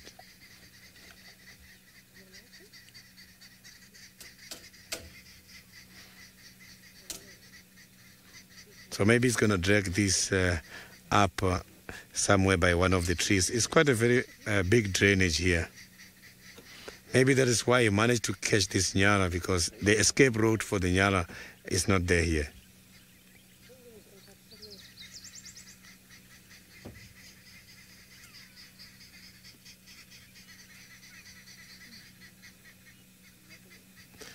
Yeah, that nyala looks pregnant, that is true. I can see the stomach looks very, very big. I don't think this is normal. So a lot of animals by this time of the year, they are pregnant females because they are waiting when the rain is done with the recovering of the vegetation. You will see the lot of little ones coming. So these animals, they've got a good timing with the better grazing.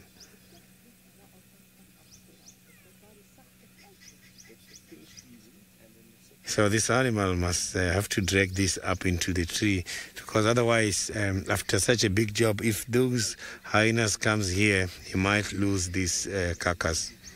But there are trees around here, fortunately, so it's not going to battle to hide it.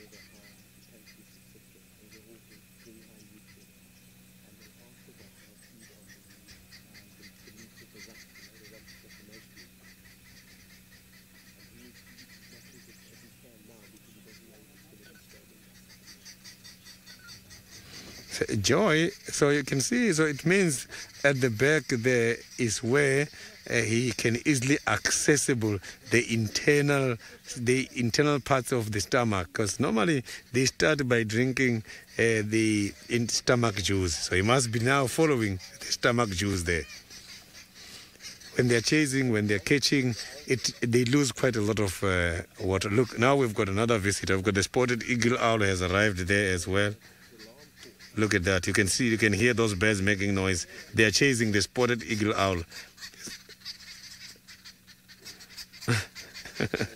So those are the arrow-marked babblers. So these birds, normally, they make quite a lot of noise, because if one of them calls, the other ones, they imitate the call, which is a behavior done by the birds called the allelomatic behavior. So look at that eye. They've got very big eyes.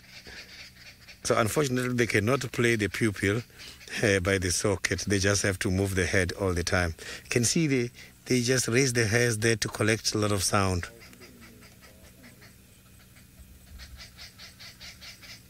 He's calling now. He's looking at the big predator on the ground.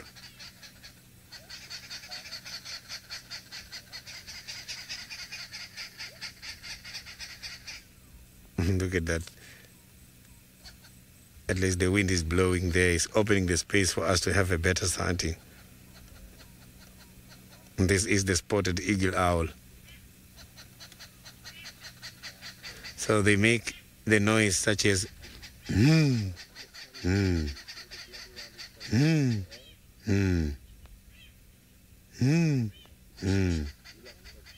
That is how the spotted eagle owl calls.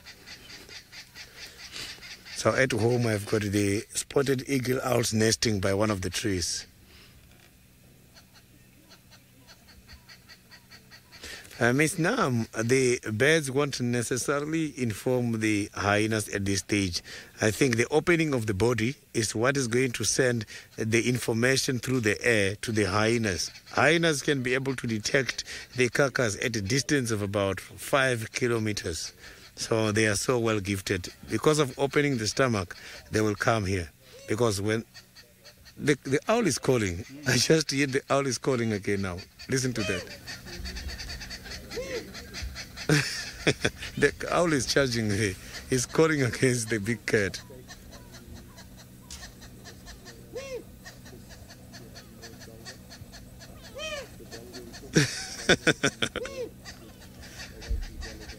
This is amazing. This owl is calling. He's looking at this big cat here on the ground and is calling. So, oh, another owl just flew away. Can you see the owl which is calling? It's not that one which flew. There's another owl there. Right, that tree. Sorry, Nancy, I can't see from here. You see this tree? The middle ways he's trying to pull this carcass to with the too many branches. On top, there's an owl which is charging him. I can see it from here. It's the one which is now looking at the cat.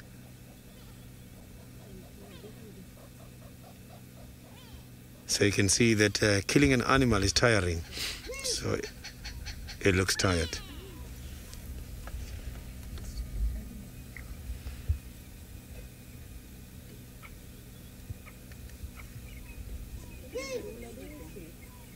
Oh, this stick is...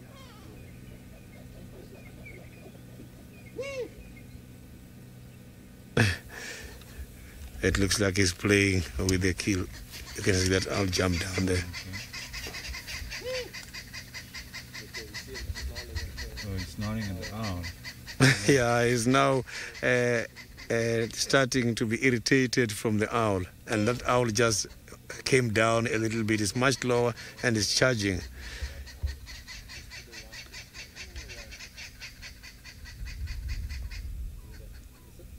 So that is the owl which is giving him a problem at the moment. So, but now let's go to one of my friends having something interesting for you.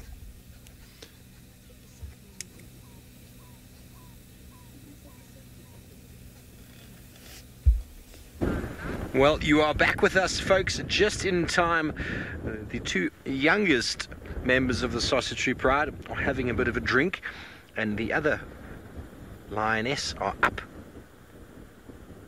They're starting to get a little bit mobile, starting to do their stretches and their scratches and their ablutions. And well, the little chief, isn't he full of surprises, with already cashing his Nyala dinner? What are the Sausage Pride going to decide to do? It's always interesting when you see a pride with such young cubs. What exactly are they going to do? The other two youngsters are nowhere to be seen.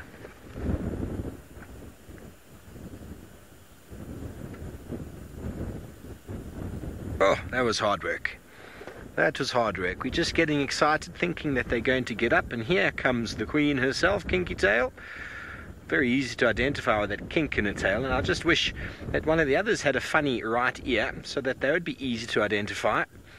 But they don't. They all look very, very similar.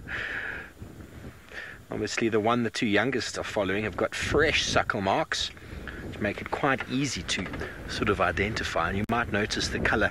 We are in the infrared spectrum for now, due to the fact that the sun has set behind us. And we are still with these beautiful lions, as they, you can see, come right up to the car. A little bit of grooming necessary in the youngsters. They aren't wanting to be groomed, they want milk. But I'm not quite sure where the other two youngsters are. They were with us here last night, but this individual lioness has now decided she's going to make a move. And where is she headed? Who knows?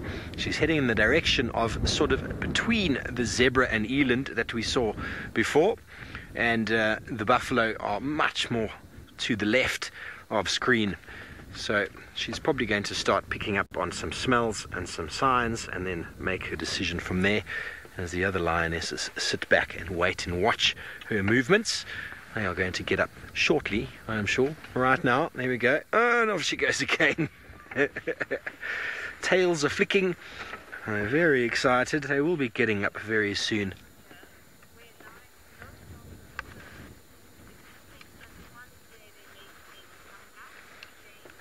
Hello, James. You want to know if there's places in Africa where lions used to occur, and hopefully we might have a comeback. Well, the reality of it is places where lions used to occur and they don't anymore, are places that humans live, places where there's agriculture, human development, and, well, unless those entire communities move and disappear, I think it'd be quite hard. I think there are some areas where you might find, let's follow the lions, much more interesting while I discuss. There probably are areas like in Namibia where lions have always existed and maybe got sort of diminished to a certain level that are coming back due to conservation efforts, but in areas where there's too many people, wildlife conflict with lions is very, very high. Lions used to go throughout the continent, throughout sub-Saharan Africa, and it's due to the fact that not only have we changed the habitat, we've also put livestock in, and then we protect them with our lives. And, well, a lion sees a goat or a cow and they just think food. They can't think any better than that. They just think food, and that is it. So that is the problem, is that unfortunately wildlife in the world, throughout the world, has got a really difficult way, a very difficult job ahead of them if they want to survive or be reintroduced. I mean, there were talks of wolves maybe being reintroduced into northern Scotland, but there's so much of an outcry from agriculturalists, it's very windy, and farmers alike, who think that the wolves will obviously just destroy their livestock, which is probably a good bet. They probably will, but so those are the pressures that will prevent lions being reintroduced into parts of Africa that they occurred before, because to a farmer who makes his money out of livestock, out of goats and cattle and sheep, well, he's got no interest in any predator. And a friend of mine is actually doing research down in the Karoo, which is sort of between Johannesburg and Cape Town, for lack of a better sort of description. But somewhere in the middle there is a really big area called the Karoo, where there's lots of goat, sheep, and not really too much cattle anymore, but lots of sheep and goat farming.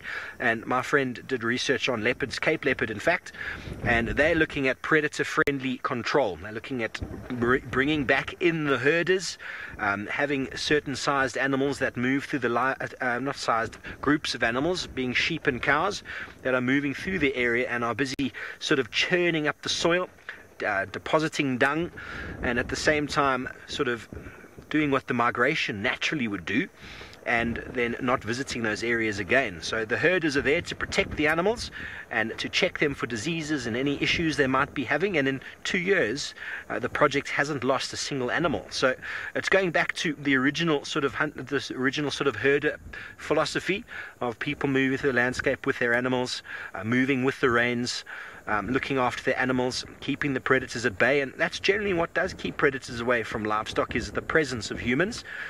And you don't have to kill predators through snares and gin traps. They invariably will leave your livestock alone if they feel that they are adequately protected by something. Some people use donkeys, some people use Anatolian sheepdogs, which kind of imprint on the animal and the livestock, and they keep jackal and caracal away. I don't know how well an Anatolian sheepdog would do against a pride of lions, but there's lots of work going up in the Northern Cape and Namibia behind that. So we're going to get in front of these lions that are moving now. We can get into better view. I hope, James, that answers your question. Predators, unfortunately, across the world, they're competition. And I mean, 80 years ago in the Kruger National Park, maybe 60 years ago, they had a shoot a predator on sight concept because they thought the poor animals were in trouble. The poor antelope species were being hunted all the time. So if they saw a hyena, a lion, a crocodile, they shot it. That was policy. So essentially policies and land use is going to have to change for us to reintroduce these animals back into the wild, or back into places that were once wild and now are not so wild. Okay, so here comes the Sausage Tree Pride. They're walking directly into the wind, ladies and gentlemen. This is happening right now. Maybe it's because they've been watching the herd of buffalo all day, or maybe it's because they do use the wind. I know a lot of people they do like to discuss, and some people have disagreed that lions don't use the wind. Even Scott said he doesn't believe it.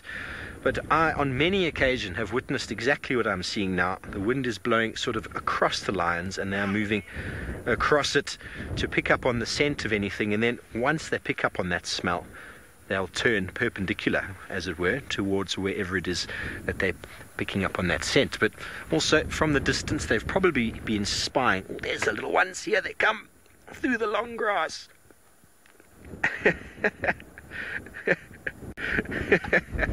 So they're probably going to get to the next lugger, which is a few hundred meters away, and then the one lioness will probably make the two youngsters stay, and then, considering they haven't eaten in well, at least 18 hours as far as I am aware, they'll probably go and hunt something. Who knows?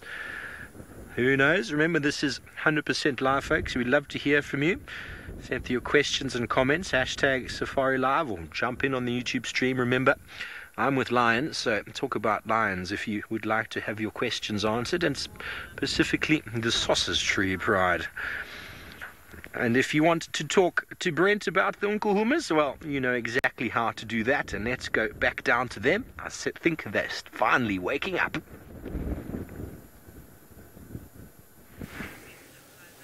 They are most certainly waking up. They've moved about 20 meters, which is not uncommon in their wake-up rituals. They flop down again. Some of the lions are lifting their nose to the wind to test the wind.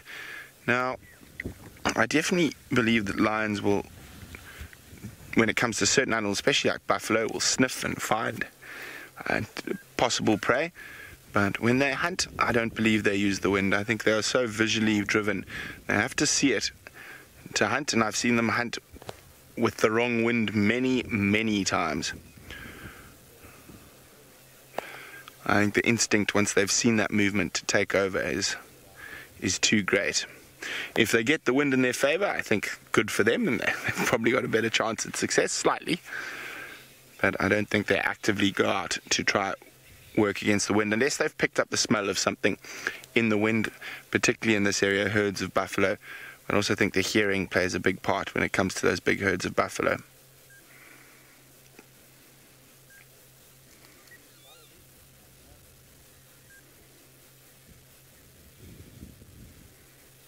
Isn't it beautiful?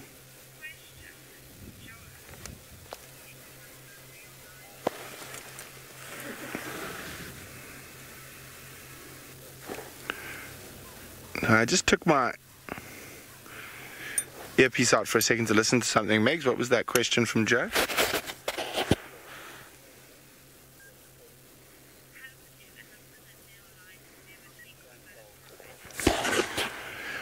Joe's wondering, is it ever happen that male lions never take over a pride? It certainly does, Joe. And particularly males that don't find coalition mates to form coalitions with in an area like this where we have a lot of big male lion coalitions. And what those male lions become is semi-nomadic, and there's lots of different terms for them, but that I cannot use on air because some of them are not so polite. But they become quite sneaky, and they'll actually mate with females in an area quickly for a day or two before the dominant males come, and then they will disappear. Now there we go. Lots of moving, but we don't want them to move this way. We want them to move the other way. We're not too far from our southern boundary, but wake up time is happening. And it is a little bit early. Hopefully they flop down again, but as I said, around 6, between 6 and 6:15 was my estimate for them to get moving. So I wasn't too far off. Trishale and Craig.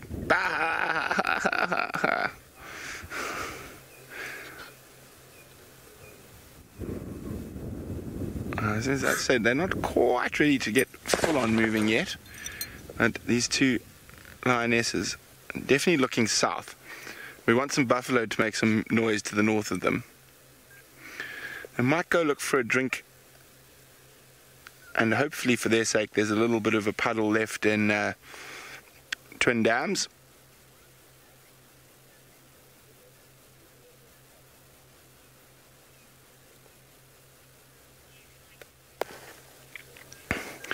Okay, well, we're going to stick with our lovely lions.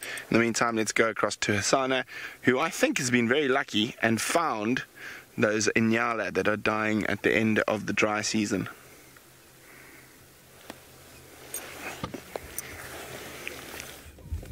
There is something here which is happening, something I don't understand, as I can see two different nyalas dead at the same spot. The distance is just about 15 meters away from each other.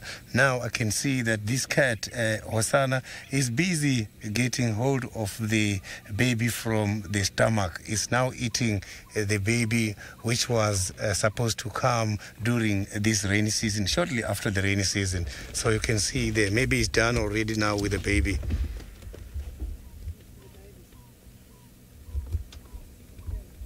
So he was just eating the baby from the placenta just now. You can see the stripes, the black stripes, that is the baby. You can see that he's taking out the baby now.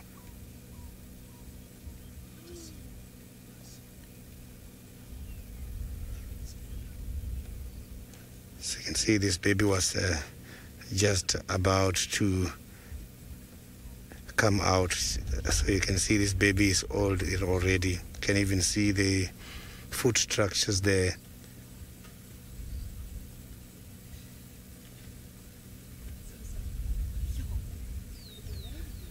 So I hope this baby is gonna land on the side so that we can see it in full. And I can pick up a very distinctive smell showing that it has been here for a while. Look at that. So the smell I am getting now tells that the scavengers might be here at any time. Now he's starting with the baby.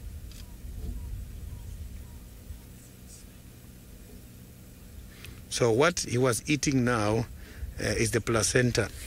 These animals, the grazers, they do something which is called a placentophagy. Placentophagy, it is just an act of eating the placenta in order to get more hormones. They get the oxytocin hormones and the progesterone.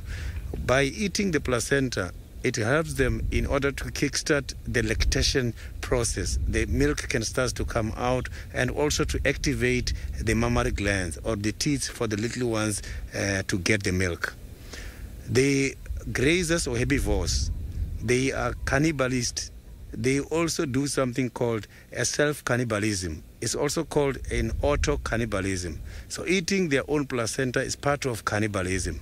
So cannibalism is not only about the predators eating each other. Also the grazers animals, they do auto-cannibalism.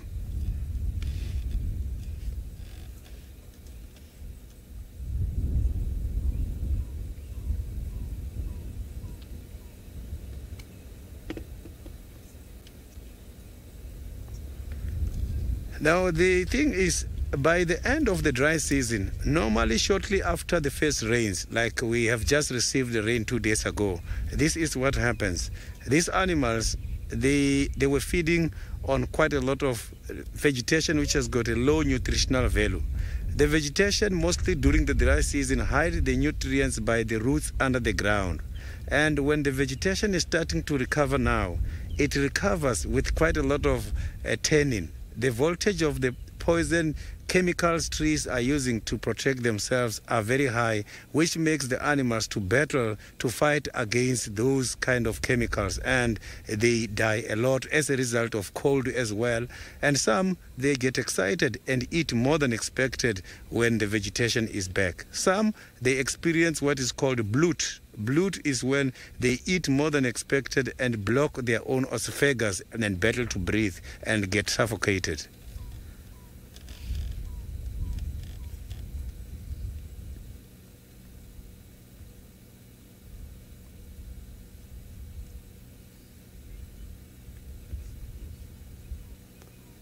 Bob, that is happening every year, not in the same area, different parts of the country and other countries, I'm sure.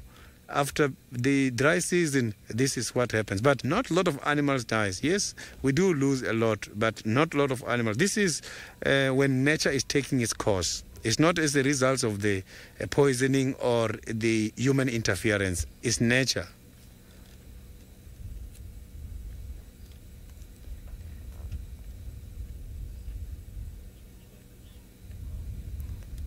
So now let's go to Steve, who's got the lions who are on move at the moment, very far by the Masai Mara in Kenya.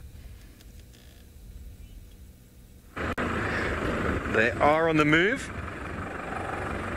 There's Kinky Tail, the one closest to us now. All the lions were sort of moving and then stopped. And then she came from behind and started walking forward. Now she stopped, but as soon as she started walking forward, all of them got up and started moving. They're trying to formulate some form of plan, a little bit of play at the background, of course. I love it when a lion walks so close to the car, you can hear it in the grass. But I'm looking at a little monitor on my left-hand side, and then you have to quickly look up to see how close is she.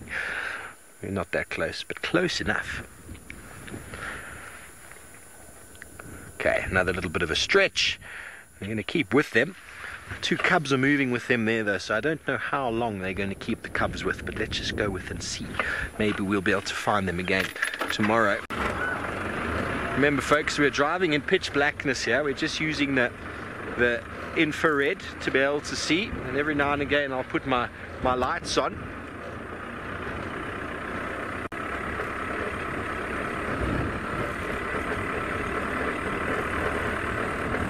Hello, Ruben. The area is very big, so there's a number of males and a number of coalitions, and in this particular area, I suppose, Kapuli is one of the males from the Sausage Tree Pride, and there was another couple of youngsters also coming up in the ranks that were apparently part and parcel of what was potentially a coalition, but he is much bigger than them. But we saw one of the El Doño Payak males last night, and Kinky Tail, the lioness in the front of the screen, she, before I went on leave 3 weeks ago, she was mating with not one but both of the brothers at different periods, but within the same sort of week. So they seem to have moved in from this side, but the boundaries of lions are very difficult to really put a thumb on, put a finger on, because the females demarcate sort of the pride territories and the males look after prides themselves. So, but with the migration around, it's all over the place, and I'm really trying to get a finger on what's going on. But all we can do right now is follow the lions hunting, and all I could tell you as well is that Kapuli is one of the males. There's a lot of other males further south and further to the east that don't seem to come into this area, but it's very hard to put a finger on. Definitely Kapuli and the Sausage Tree Pride males, as well as the El Doño Payaks, which are a little bit further sort of west from where we are right now. But the movement is quite fluid. Lion territories, it's not a hard and fast line, because the males are kind of looking after females. They sometimes do cross boundaries, and that does come with a little bit of a risk. Now, I've just put my lights on so that we can see in front of us. The lions up there are all off to the right hand side.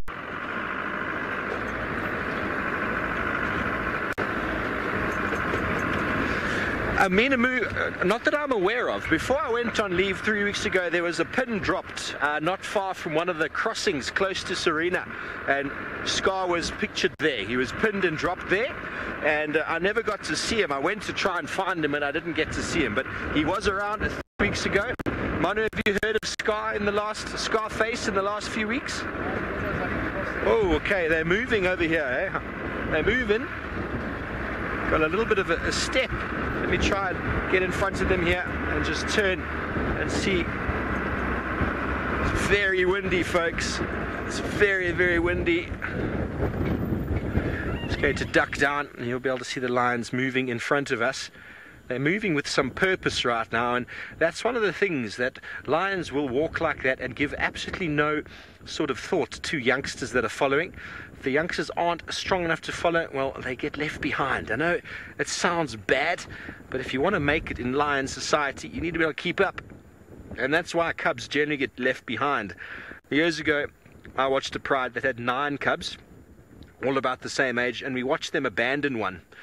They just left it. They were walking away from I think it was a river, and they were walking, and the one youngster lay down. It was weak, it wasn't doing very well, it was competing with 9 others, and well, the mum looked back once, if it was the mum, I'm not sure, looked back once and carried on walking, and we watched this thing just sitting there. It was very, very sad. Next day there were only 8, and then slowly but surely there were only 6, and so that's what we see sometimes, and sometimes we don't see anything. But lions, they are a very interesting bunch, aren't they? Let's try and keep up, because I think these guys are interested in something that we can't quite see yet. They've kind of moved out into a little bit of a line. I think there's a... Copy that. Thanks, Megs. We have found a two-track road, which makes life a little bit easier. And there is a lugger coming up over here. We've come in from this side today, and the buffalo were still quite far on the other side. You saw them with us earlier, but there were a number of zebra and other antelope moving around in this area when we came through. So who knows what it is that they're going to pick up on. They're not that selective when it comes to feeding.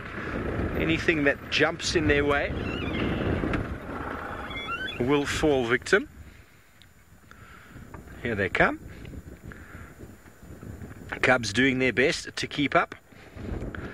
You can clearly see that if the lions were hunting, the cubs would be a bit of a nuisance, because they're getting a little bit out of breath now. So I'm pretty sure one of the adults will take them into the little lugger that we're coming up to shortly, and probably just deposit them under a bush or something while they keep moving. Because there we go, it just called them. Did you see that? It lifted its mouth, made a little bit of a call. I doubt the rest of the pride is going to go and sit with them. Sally, I don't think it'll babysit. I think it'll put them under a shrub, just like Tundi likes to do. Tundi did with Kalamba all those many times. It'll basically take them into a drainage line, somewhere where they feel they'll be safe for the time being. Give them that little snarl, which means stay where you are, and then off they would go hunting. So the cubs would be no use right now in the hunting. But if they cross this lugger, we are going to have to zoom all the way around, aren't we, Manu?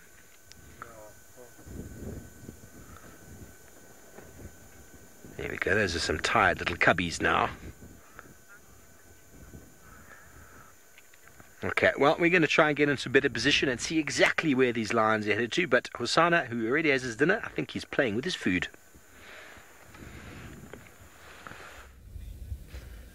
There is a very interesting fight between Hosana and the owls. The owls are coming down, flying, grabbing, trying to grab the baby from Hosana at the moment. So they've done it twice. You will see, I can see that they are ready. He is somewhere on the ground there now, and he's only now concentrating on the baby. So he doesn't want to stand again, because when he's up, the owls are coming down heavily.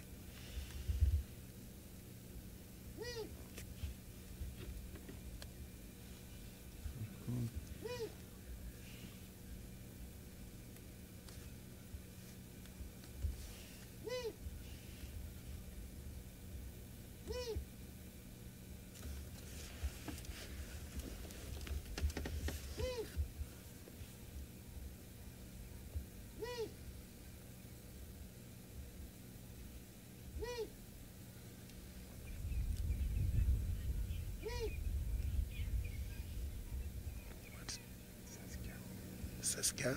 First time to see an owl. First time to see an owl. This is lovely. The owls are so beautiful birds. So you can see they got very nice body structure and big eyes. Look at that. You will see they might come to attack him again now. You will see.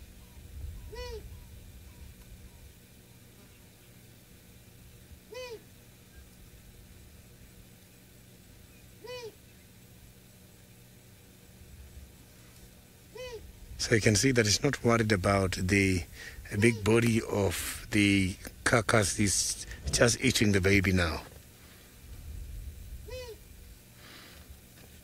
And I don't think he knows that there is another Nyala dead 15 meters away from this one. So maybe that is going to help him to minimize competition for in case if hyena or Tingana comes here later on. That is another body which is right in the dry riverbed, and the one he is eating is that one there.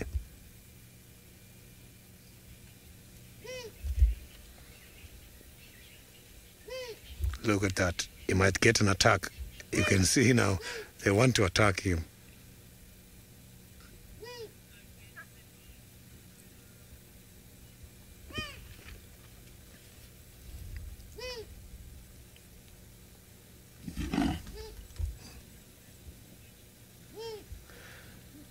I have got a lovely sighting of the spotted eagle owls fighting against Hosanna, one of the leopards, here by the western side of the Greater Kruger National Park, the Sabi-Sands Juma Game Reserve.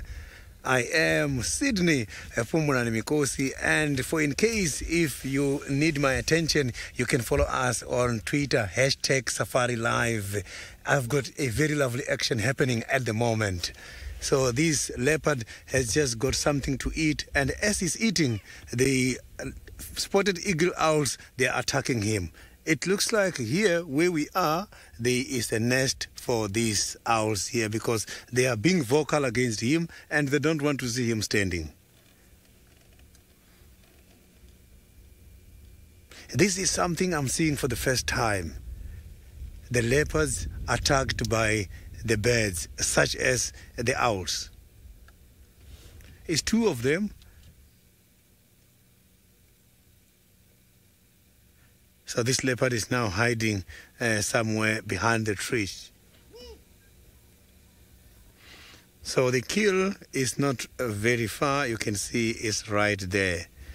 So this Nyala was pregnant, and this cat, what he did first was he opened the stomach first and get hold of the baby. Now is what he's having. He's not worried about the meat from the adults. He is first eating the baby. He started by the placenta, and now he's eating the baby.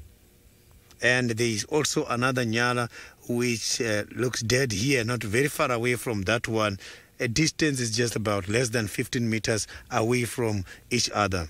By this time of the year, animals, a lot of them, they do die because of the dry season. End of the dry season, this happens every year. And a lot of animals, such as these big predators, they become the beneficiaries and they eat this kind of carcass. So hopefully the hyenas are going to arrive here anytime soon, because the smell from the open carcass at the moment is very much bad and is strong enough to attract other predators as well as the scavengers.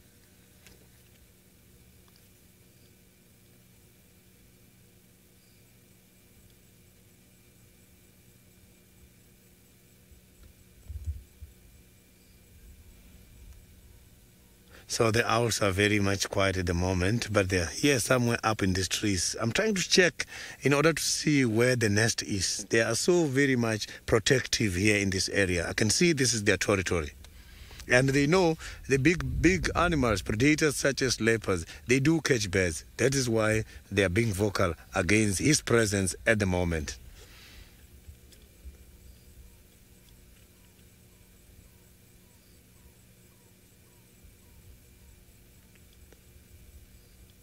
So look at that. Suzanne, this is the little chief Hosanna indeed.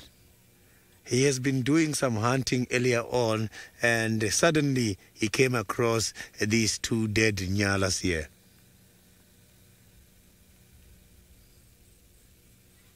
So this is happening right in the drainage, which is the dry riverbed.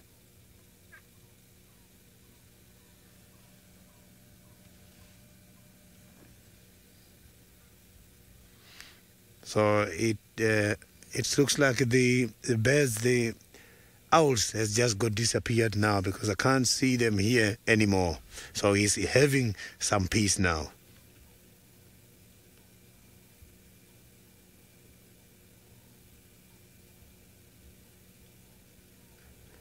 So he's eating and cleaning himself at the same time.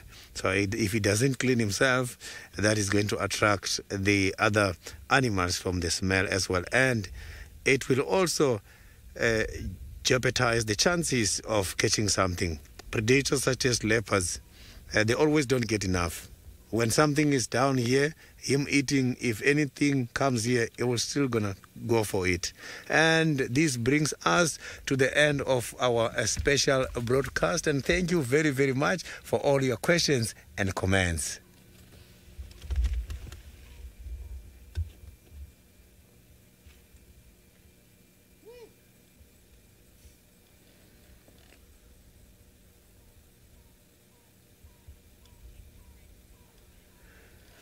So now let's go to Brent, who's got the lions. I think now is the best time for the lions to walk around. I think Sydney's spot on, and I said they should get moving about now, between 15:15 and 20:00. It's nearly 15:15 now. So they are definitely looking like they're going to move. Now, interesting enough, those carcasses that Hassan has got there, as Sydney said, I'm 100% sure pretty much that they weren't killed by him. It is very common to find dead browsers at the end of a long dry season like this. Browsers in particular are more badly affected than the grazers. So what happens is the chemical defenses of plants, and also plants after a long dry season, have a lot of tannins in their leaves. So what happens is normally when the tannins get too high amongst a certain group of plants, the animals would normally move to a different area to feed. But at the end of the dry season, they don't have that option, and most of the plants are going to be having high tannins. And what actually happens is the tannins upset their gut flora, and it causes them to die quite quickly. And especially we've seen quite a few pregnant animals that are dead. So that impala that Kalamba found, I also think she found it. She didn't kill it. So I think that's what's happening there. Now, interestingly with those owls, I watched a bit of that. I don't think the owls are trying to steal food from Hosanna. I actually think they've got a nest in that drainage system and they're trying to defend their chicks or eggs. Oh, naughty little Talamati. But while my lions are spot on time to get moving, Steve's lions are hunting in the Mara. So hopefully the Nkuhumas will follow suit and we can have lions hunting in South Africa and Kenya. Well, they are. We've been with them. I don't know where the cubs have left, but we crossed that drainage line, lugger, as they call it up in the Mara. And, well, they walked across the wind, and the wind has brought them the scent of what we can see to be a big eland. There's a couple other animals with it. I'm not quite sure. We're not going to shine there at all to see. But here the lions have spread out. They've spread out. They all moved. They were coming across the wind and then all turned directly towards the same target. And maybe we can get it on camera. It's not very easily seen right now, but lions are trying to figure out the next move. We are with the infrared, and unfortunately it doesn't have the best view from a distance. But the lions are biding their time, trying to pick out the easier individual amongst what we saw. I only got a glimpse of what was a big eland and then some other animals lying down, and then we switched off. But the lions have honed in on that. Not sure if a 5 lioness would be able to take down a big eland, but it would definitely be a battle to be seen. They do take down buffalo. Eland is equivalently the same sort of size. You can see the intention, the eyes. Are we able to get that eland on camera, Manu? You can see it there. There's an eland and some other eyes behind it, which we are unable to identify at the moment. But it looks to be a big eland male that's standing. That would be a very hard target.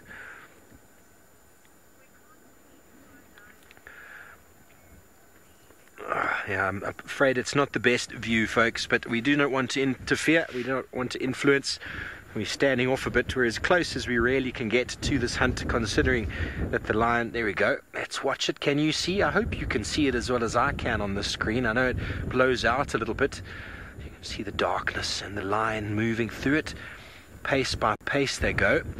No doubt the rest of them are going to be moving forward as well. I know it's not the best view, folks, but it is the way it is at the moment. Wouldn't it be wonderful to see, or it would be my first time ever seeing lions attack an eland. They are a formidable opponent. He's looking towards them. It's purely because the wind is blowing from behind him. So that is generally what animals do. You can see actually a couple of them moving their heads. But generally animals, herbivores I'm talking about, often put their backsides towards the wind because you'll be able to smell the approach of a predator from that direction.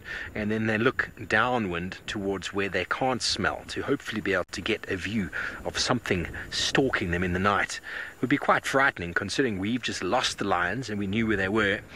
This is the life that these animals all have to live, day in and day out. the sun sets and we all go, "Ah, what a beautiful sunset." I wonder if the animals think the same thing. Well, their sixth sense is telling them something. They've all gotten up. They're not happy. See if we can get another view of the lions that were closer to us. We're a couple off to our left-hand side.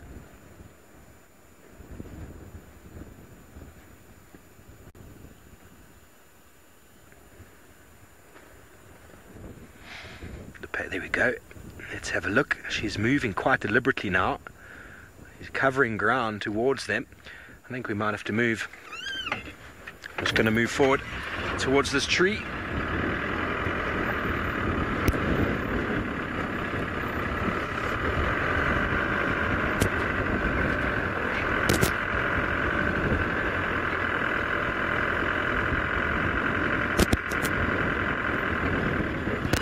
Okay, there we go. It's very windy. I do apologize for any audio sounds you might be having. Where have they gone?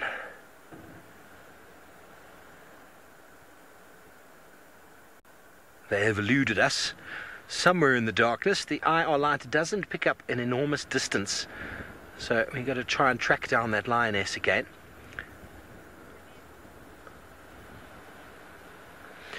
Zephyr, it's possible, but the lions are coming upwind, so the wind is blowing directly towards the lions at the moment, so they are quite safe from a smell detection point of view, but it's the visual. What's that, Manu?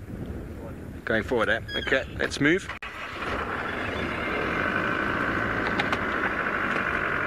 Just got my light just on the ground next to me so I don't hit another termite mound. Already done that.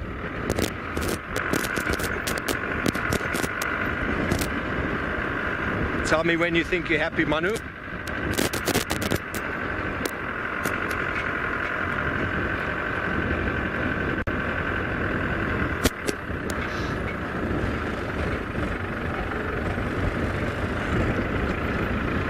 Sorry about my sound technical issues, folks.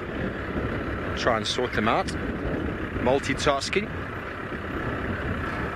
Okay, they've got a lion there. Got two lions, three lions there. They've all shifted. They've all moved with the herd, it seems. And bearing in mind, folks, lions have a 20% success rate. And obviously that is also determined on the pride, sort of the nature of the pride and their experience and that sort of thing. So going around and chasing animals does happen. They do kill sometimes first time, but it's very rare that that happens. So we'll keep following them. See what it is that they're up to now, but the fact that they've all joined again like that means that these eland have moved off and they're going to be walking off for some better pickings, walking back towards the wind again and hoping to catch anything that the wind that moves across them once again. Wonderful to be out here in the open. Okay, Manu, so you got them, they were just over here, were they? Okay, it's very hard for me to know exactly where Manu was looking, because I look at the little screen and then I've got to try and figure out exactly where he's left them. Well, we're going to see if we can keep up with the hungry sausages, and we go back down to Brent, whose lions are finally waking up. Well, 5 minutes late, but I did say between 15 and 20 past, but proper movement now is... Oh no, she's jumped down, don't worry, Craig. There's one of the lionesses headed right up onto the dam wall. Others are stretching.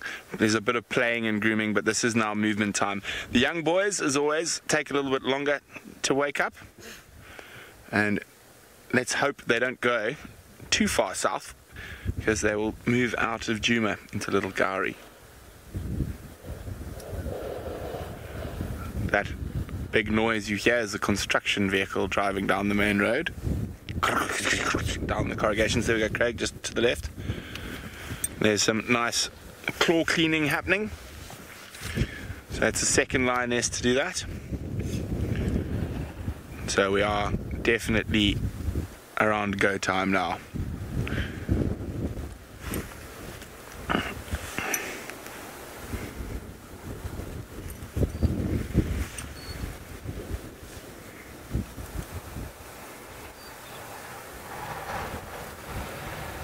Here's the exact same spot, one of those not so good looking Mungane males.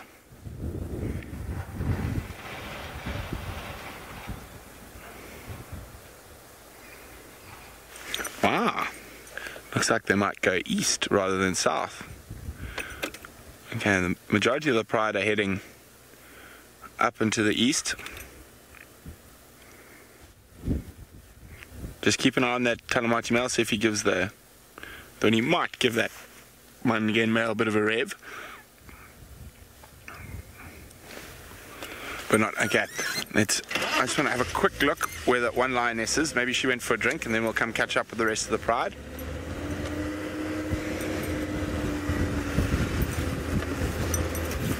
She might have just popped to Twin Dams to try find... Oh no, she's coming back. There she is. Ooh, I'm going to get below her, Craig. And have a lion looking down at us.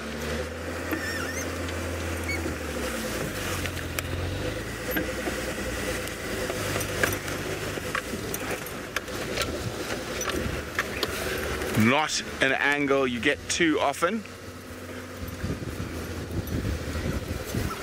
Happy, batters?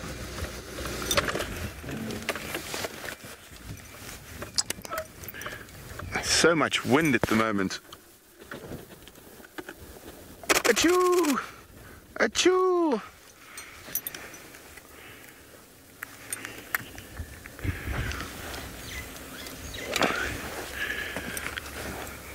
And she's coming straight to us. Hello, big girl. Awesome. Isn't that epic?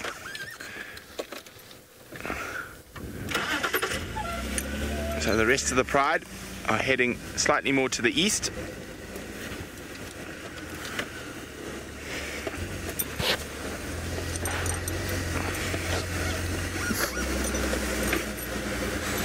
Let them go past first. Okay, I'm going to have to do some off-roading to keep up with them, to get up the steep bank. While I do that, no, we're not going to Steve anymore. You're staying with me. So we're going to off-road together. Hold on. Look, no hands.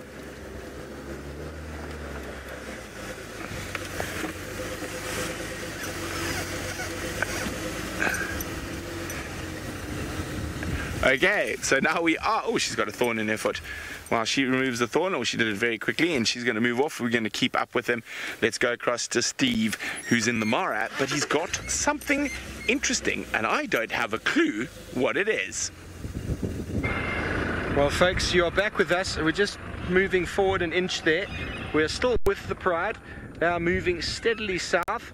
And we have come across this very bad looking hyena.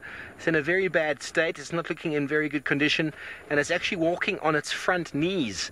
The front, it seems as if its front 2 feet are broken or something, I'm not sure. But if these lions spot it, which they haven't yet, its game is over. They're not far from it. They may be 40 meters on the other side of him. Her, I'm not sure. But it's a very sad state of affairs that these things happen out in the African wilds, but they're all natural. Not sure what happened to the hyena. Running and fell in a hole perhaps, or got bitten on the front feet. Not sure, but it looks like the lions are going to walk right past and he might survive another day. But with injuries like that, unfortunately, not many animals will survive without proper care. But being a very common animal, there we go. Oh, something's happened. Oh, this is happening, folks. This is happening. This is happening. One lioness has spotted it.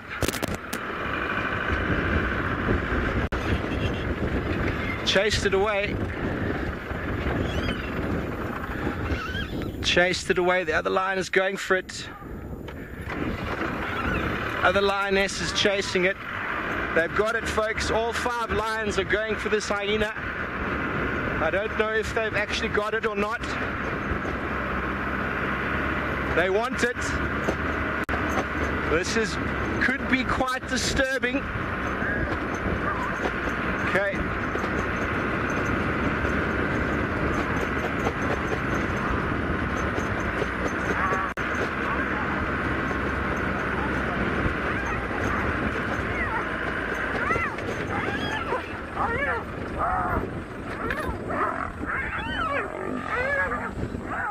Good evening, everybody. This is not for sensitive viewers. We are with a pride of lions called the Sausage Pride that have just come across a very badly injured hyena, and they've just injured it some more. I think they might leave it there. I'm not sure. We're coming to you live from the Masai Mara in Kenya, in the Mara Triangle. My throat, my heart is in my mouth. Apologies. That was quite something. We watched this poor hyena moving through, and we thought the lions had left it or missed it completely, and then one came charging after it, and then another, and then all five decided to come and try and torment their immortal enemy, eternal enemy. My apologies. There you can see the lionesses are now scent marking. They have told that hyena who is boss. This is our spot. That one actually had some blood on its lips. I think that hyena is going to be in a bad way, unfortunately. It's very sad. Please feel free to drop any comments or questions below. And you see the scent marking of Kinky Tail, the leader, we believe, of this pride, the Sausage Tree Pride. There are 5 members in attendance, leaving 2 little youngsters not long ago in the drainage line as they've gone off on what we believe to be a hunting mission. Continuing with the wind they go. You can probably hear the wind on my microphone. It is very loud. Callie, it is nature, and well, they didn't kill it.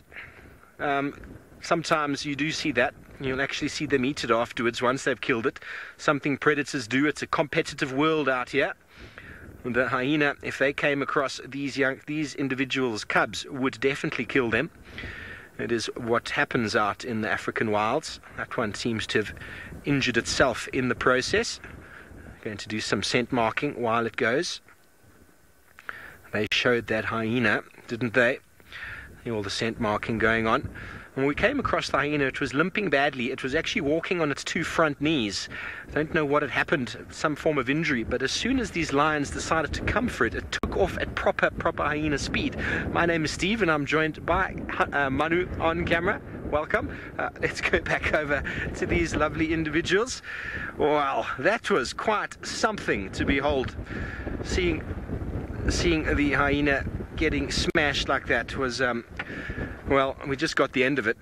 You got as it happened. We arrived as they caught it, and well, that is how it works, folks. We're going to keep up with these lions, as I am pretty sure they are hungry, and who knows what they might be taking down anytime soon. Let's move up just a little bit.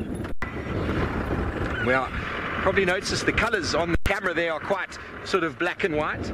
That is from the infrared lights. But if you'd like to keep watching, we are still live for another 30 minutes or so. Just Google Safari Live, you'll catch us there. Thank you for jumping on board, and we'll see you next time. Good night.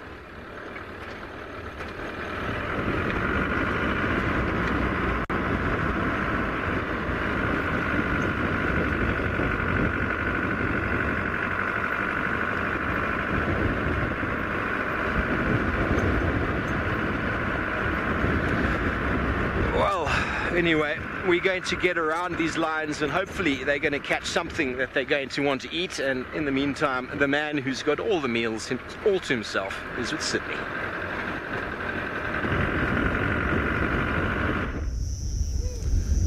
Hosanna is having a tough time today. I can promise you what Hosanna has been experiencing with the hyenas is nothing compared to what the owls are doing today. So these owls are chasing him. Look at that. So the owls are cornering Hosanna by all means. Every time he makes a move, they are coming just with a high speed, and they're trying to catch him. So these owls are chasing Hosanna here. You will see. Every time he moves, they're coming. He's charging and growling at them, and they're not listening.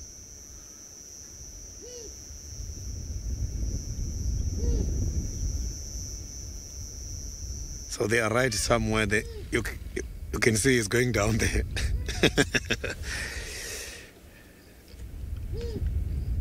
So these owls are very serious about it. So you can see the big cat is moving short distance and hide, short distance and hide. Forward. So I'm just going to try and pull forward so that we can see him nicely. So there is a better spot for this sighting. So we are right on the edge of the of the dry riverbed.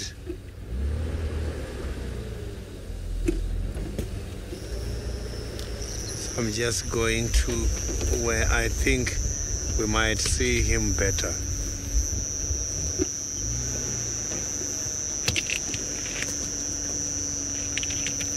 I think here it will be much better. We can see him nicely from here.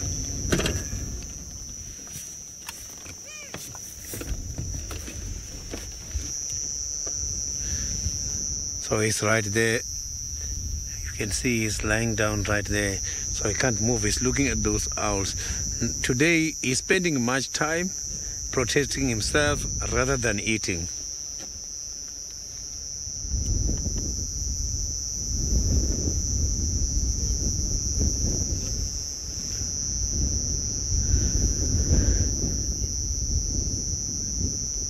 You can hear that the wind is also blowing too much here, and the owls are just calling non-stop. So let's see what is going to happen when moving forward to the kill. I can also hear the monkeys making noise. Maybe monkeys are alerting us about another animal coming. Could be a tingana or the hyenas. But the sound is from far. So now let's go back to Brent, who's got the lions on the move. Indeed we have, and they are moving east quite steadily at the moment. So they changed their direction. We thought they might go south, but they're now steadily mobile east. Hopefully there's a buffalo herd in their future somewhere. Now, actually, we've noticed that the Nkuhuma Pride haven't really actively hunted buffalo like they have in the past. And I'm pretty convinced that's because of the evoker males. So they don't really want to catch something that's big enough that they have to stick around, that might might attract the attention of those evoker boys.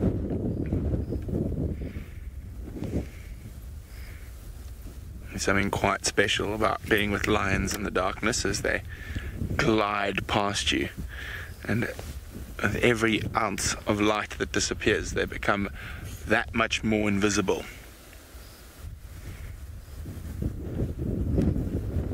Okay, oh, it's one of the mangenis. Okay, let's keep up with them.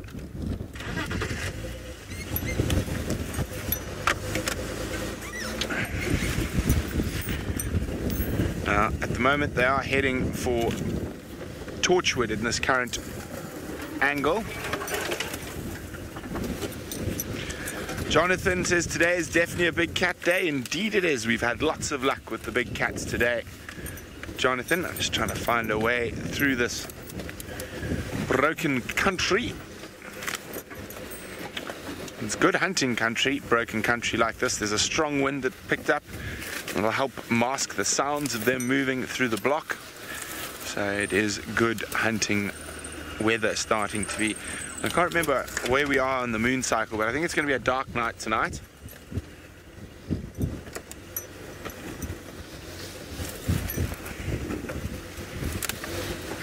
Just try and get us into a spot where we can have a good look at them again as they slide past us. Okay, it's getting quite thick here, so I'm going to keep following them. But while we do that, let's go back to Hasana and the owls.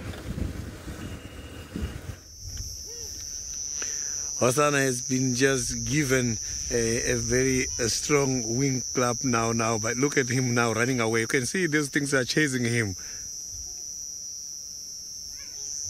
He's running away now.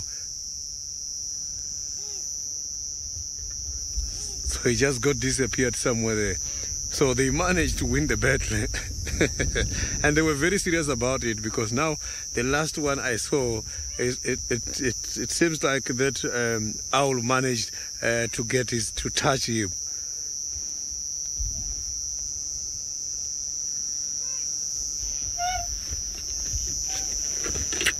So I'm just gonna try and search with my spotlight here, just to see if I can see him again.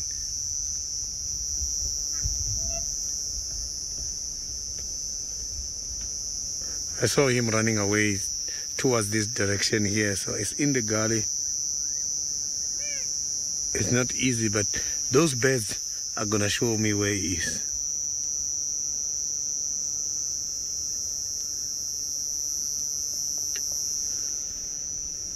I can't see where he got disappeared to. He left. So he just left the food unattended at the moment.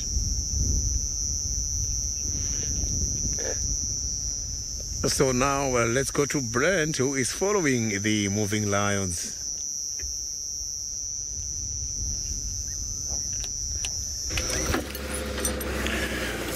Yep, and they're taking us into some thick stuff now. So hold on. I'll try to keep with them. But they're ducking and diving through the thickets. Watch out there, Craig and Trish. That's good.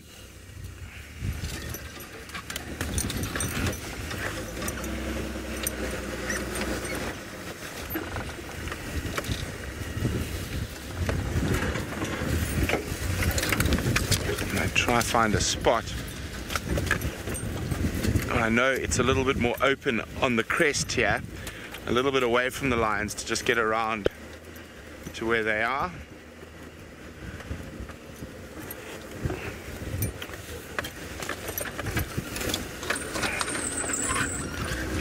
And so they are heading through very thick area at the moment. Good hunting area. Where are they? Just make them out there. There we go, I found a nice game path. Now, of course, Steve is faced with lots of different challenges to the ones I'm faced with off-roading here in the Lowveld. He's got to watch out for mud and aardvark holes that come out of nowhere. Easier through the open plains, Brent, than through Djuma, where it is much more wooded. And here we are still with the lions. They are up a mobile again, following each other, it seems now, directly towards the escarpment. We haven't been able to get any sort of visual of any eyes, but when the wind is pumping like this, quite often animals will actually move to a sort of sheltered area, maybe up against the rock face, where the wind will abate a little bit, will allow the animals to have a bit more sort of sense of hearing, and not this sort of enormous amount of wind blowing in their faces, influencing their noses as well as their ears. And well, it seems like the lions know that. They live in this area. They move up and down the escarpment, probably as far west as they do come. I think James had them quite similarly in this area a few days ago, but Manu tells me that they don't really go further west than here, back sort of east along the escarpment. And they know when it's windy like this, if the animals aren't in the open plains, well, very likely they're up against the mountain.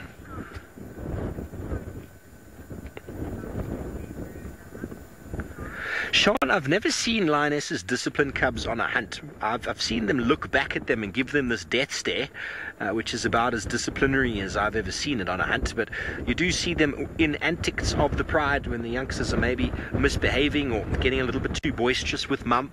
Well, you often do then see a little bit of discipline taking place. We saw a couple incidences last night, but I've never seen a lioness disciplining her youngster for ruining the hunt. But I do get that look. That look, I've been told by many of the students I had that I had quite well. When someone's disappointed you, just give them a look.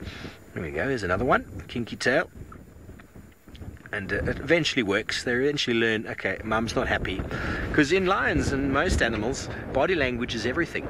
You know, how do I communicate with you over a distance with my facial expressions? Well, there's definitely a way of doing it, and lions do the same thing.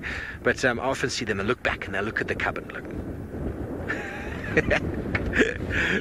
Well, let's see if we can keep going. They're all past us now, heading back up towards the main road, which runs along the base of the escarpment here, and it does get a little bit more vegetated and rocky in places on that side.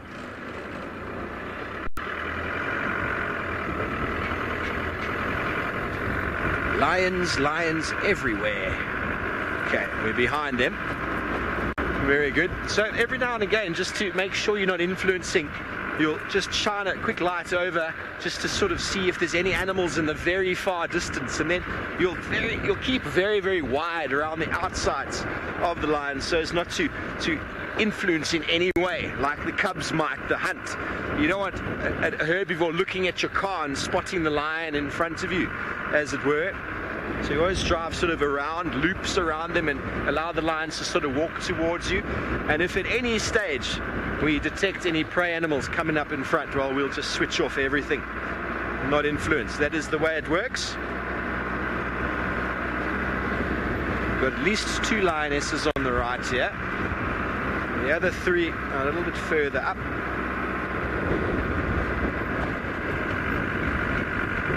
Oh, there's a whole herd of zebra coming up over here. CNAC guides are taught ethology, animal behavior, and body language. For me, it's one of the most important lessons I've always spent time with students, is understanding that, there we go, look at that lioness, she's flat. Folks, this could take place very, very soon. Those herd of zebra are running straight across the front of these lions. I'm just going to move. Oh, they're going. She's going. I'm just going to move. Here we go. There goes a zebra. I'm going to move forward. Manu, move forward 10 meters. Okay, there we go. Oh, she missed it. Oh, the trap was set. Oh, that happened so quickly. They're looking bewildered. Those zebra came out of nowhere. Those zebra were just on the other side of a little ridge that we were coming up on, and it's possible that the lions had smelt them the entire time. And you saw how the lions spread out like that, lying sort of in different positions. The zebra still managed to get through. We are 1 lioness short, and they're looking a little bit bewildered. There were 2 attempts. That 1 lion actually got claws on the animal. Who is it? I don't know who she is. Oh, it happens so quickly, folks. The zebra were going straight. There's the other lioness coming in from the back. That's the one we saw initially with the zebra. And the zebra all decided to peel off and come at different angles, and that's why lions spread out in a line like this have the potential to be able to ambush and to catch whatever it is that slips past one, but not today. So that's 2 attempts this evening. 1, they didn't even get close, and the second one, well, all they needed to do was hold on. Sammy Jane, the excitement never ends. You're so right. You're so right. So those zebra, I think we're keeping to the sort of downward side of the slope on the other side here, where the wind is maybe a little bit less compared to out in the open. Oh, zebras are alarm calling. Zebras alarm calling off to our left. That might be part of the herd that's split up. No doubt these lions are going to try and hone in on it. Let's move up, see what we can see.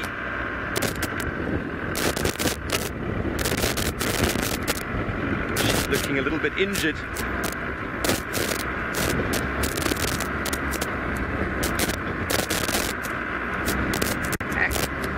Okay, so we're having a few audio issues. I do really apologize.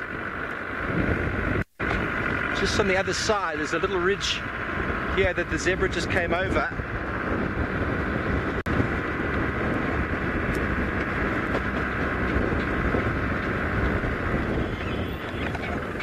Okay, let's switch off here and see if we can hear where the zebra were calling from. There was a contact call between one part of the herd and the other. It was coming just sort of over my right shoulder here somewhere. The lions, no doubt, would probably pick up on that sound and get excited and maybe move towards it. Have we lost the lions as well now? There's one of the difficulties. Lions on the left. Okay, there's a lion behind us. That's the difficulty driving in the dark, folks, is you can't keep up with things. But Manu assures me there's a lion behind us. At least one.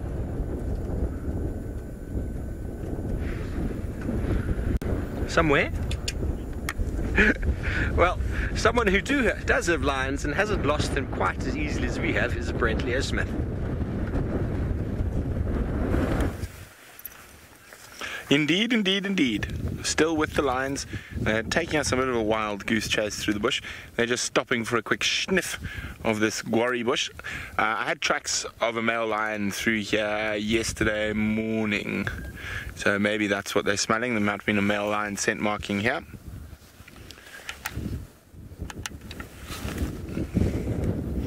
Sneevy, sneevy, sneevy, sneevy. You can see the Fleming grimace there. Every lioness has stopped to sniff this tree.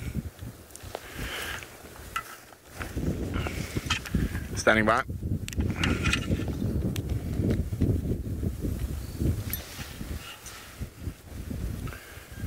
I'm walking southeast, sort of to that old Nisikaya, but some of them are still next to me. Sorry about that, just letting Abel know where the lions are.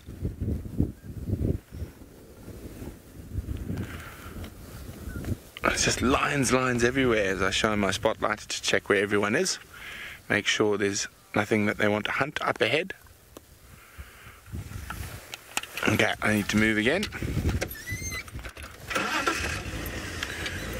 Oh dear, the elephants have done such a good job in pushing down every third tree in this area that it makes our life interesting as we wind our way through.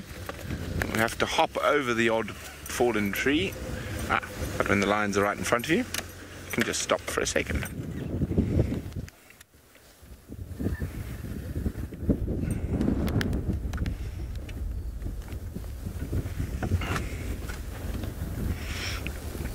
Smelling something.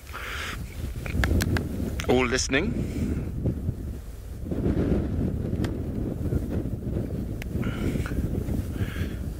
I wonder what they're picking up with their schnozzers.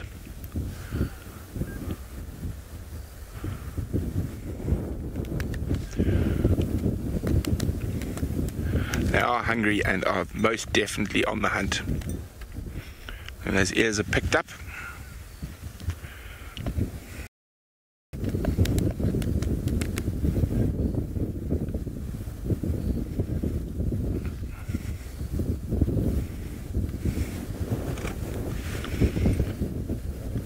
I wonder if there's any buffalo in Torchwood. I haven't been on to Torchwood this afternoon. Didn't see any tracks this morning, but that doesn't mean anything. They could have moved quite easily.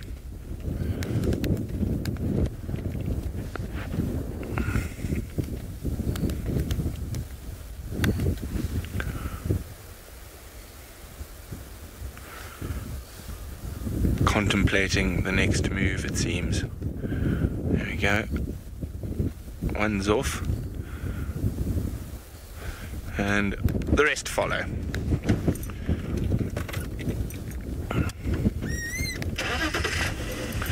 And we need to hop over this little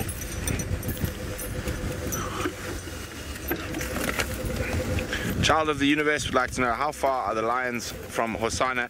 Very. Hosana is on the northern boundary, towards the western side of the northern boundary, and we are heading towards the far southeastern corner. So about as far as you can get from each other, the lions and Hosana.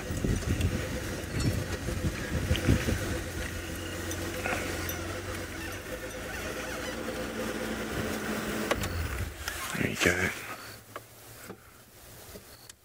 It looks like they might go into Chitwa Chitwa.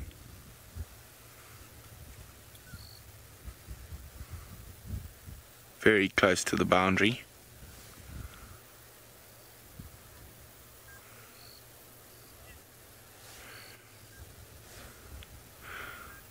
And I think they might cross into Chitwa. And it's quite a thick little area in front of us now.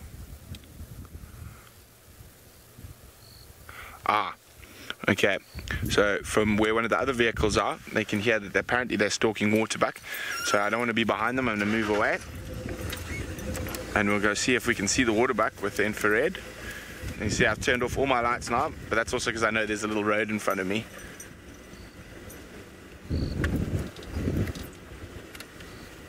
Let's turn on the little lights.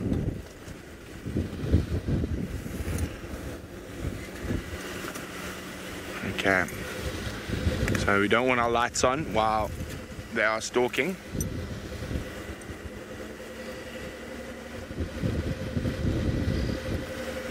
So apparently one female's crossed into Chitwa. Obviously we can't see it from where we are.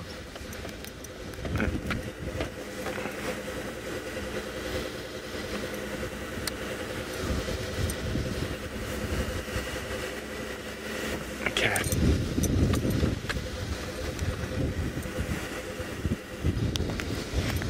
Okay, we're going to go around this vehicle and then we're going to put on our infrared lights so we can see what's happening in the dark. So it sounds like they are stalking waterbuck at the moment.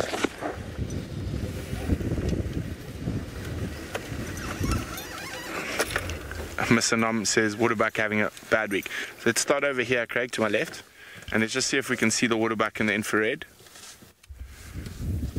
It might be just beyond. Just can we lift that light a little bit higher to the edge of the trees, and then swing to the right from there. Just keeping on the edge. You see something?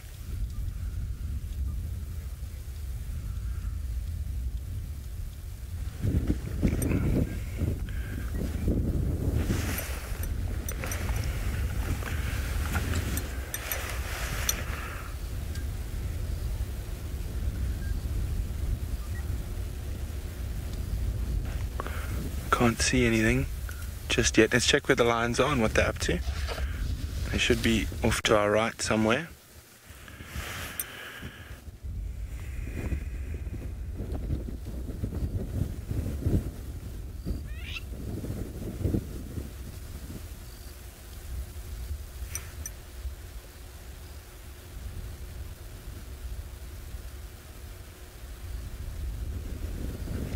Can you see any of them? Oh, no, I can hear something snorting behind me. I think they might have been spotted by something they weren't stalking, which happens from time to time. I just heard a snort.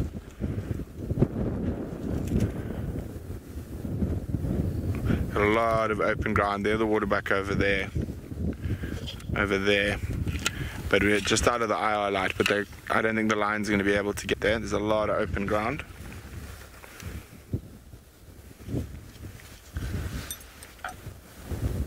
But one lioness has gone into Chitwa, so she could be behind them and just coming back from behind, maybe trying to push them onto the rest of the pride.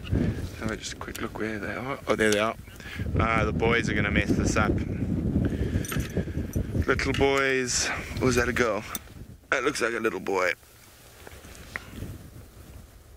And the manji mangens are also walking straight out into the open.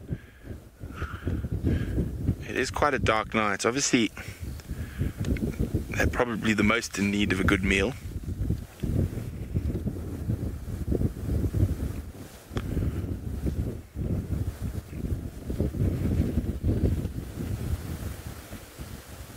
Shame.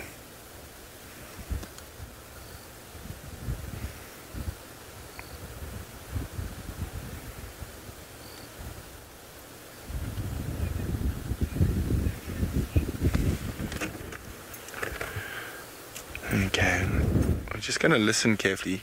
If we hear the waterbuck start snorting, the game is over. And with these males walking right out into the open, I think they might have botched the chances of the pride catching something big, like a waterbuck.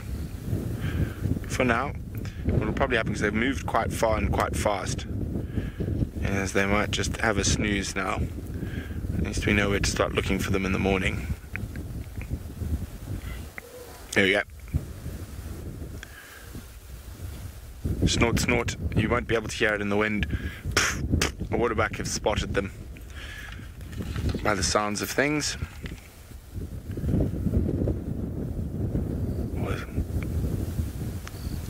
The lions don't seem to be convinced that they're spotted.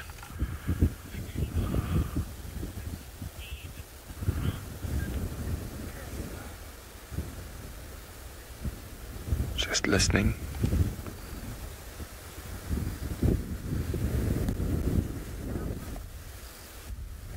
Well, let's just see what happens here for a little bit. So we're going to extend a little bit. So we don't know where that last lioness is. You might be looping in behind the waterbuck to cause pandemonium.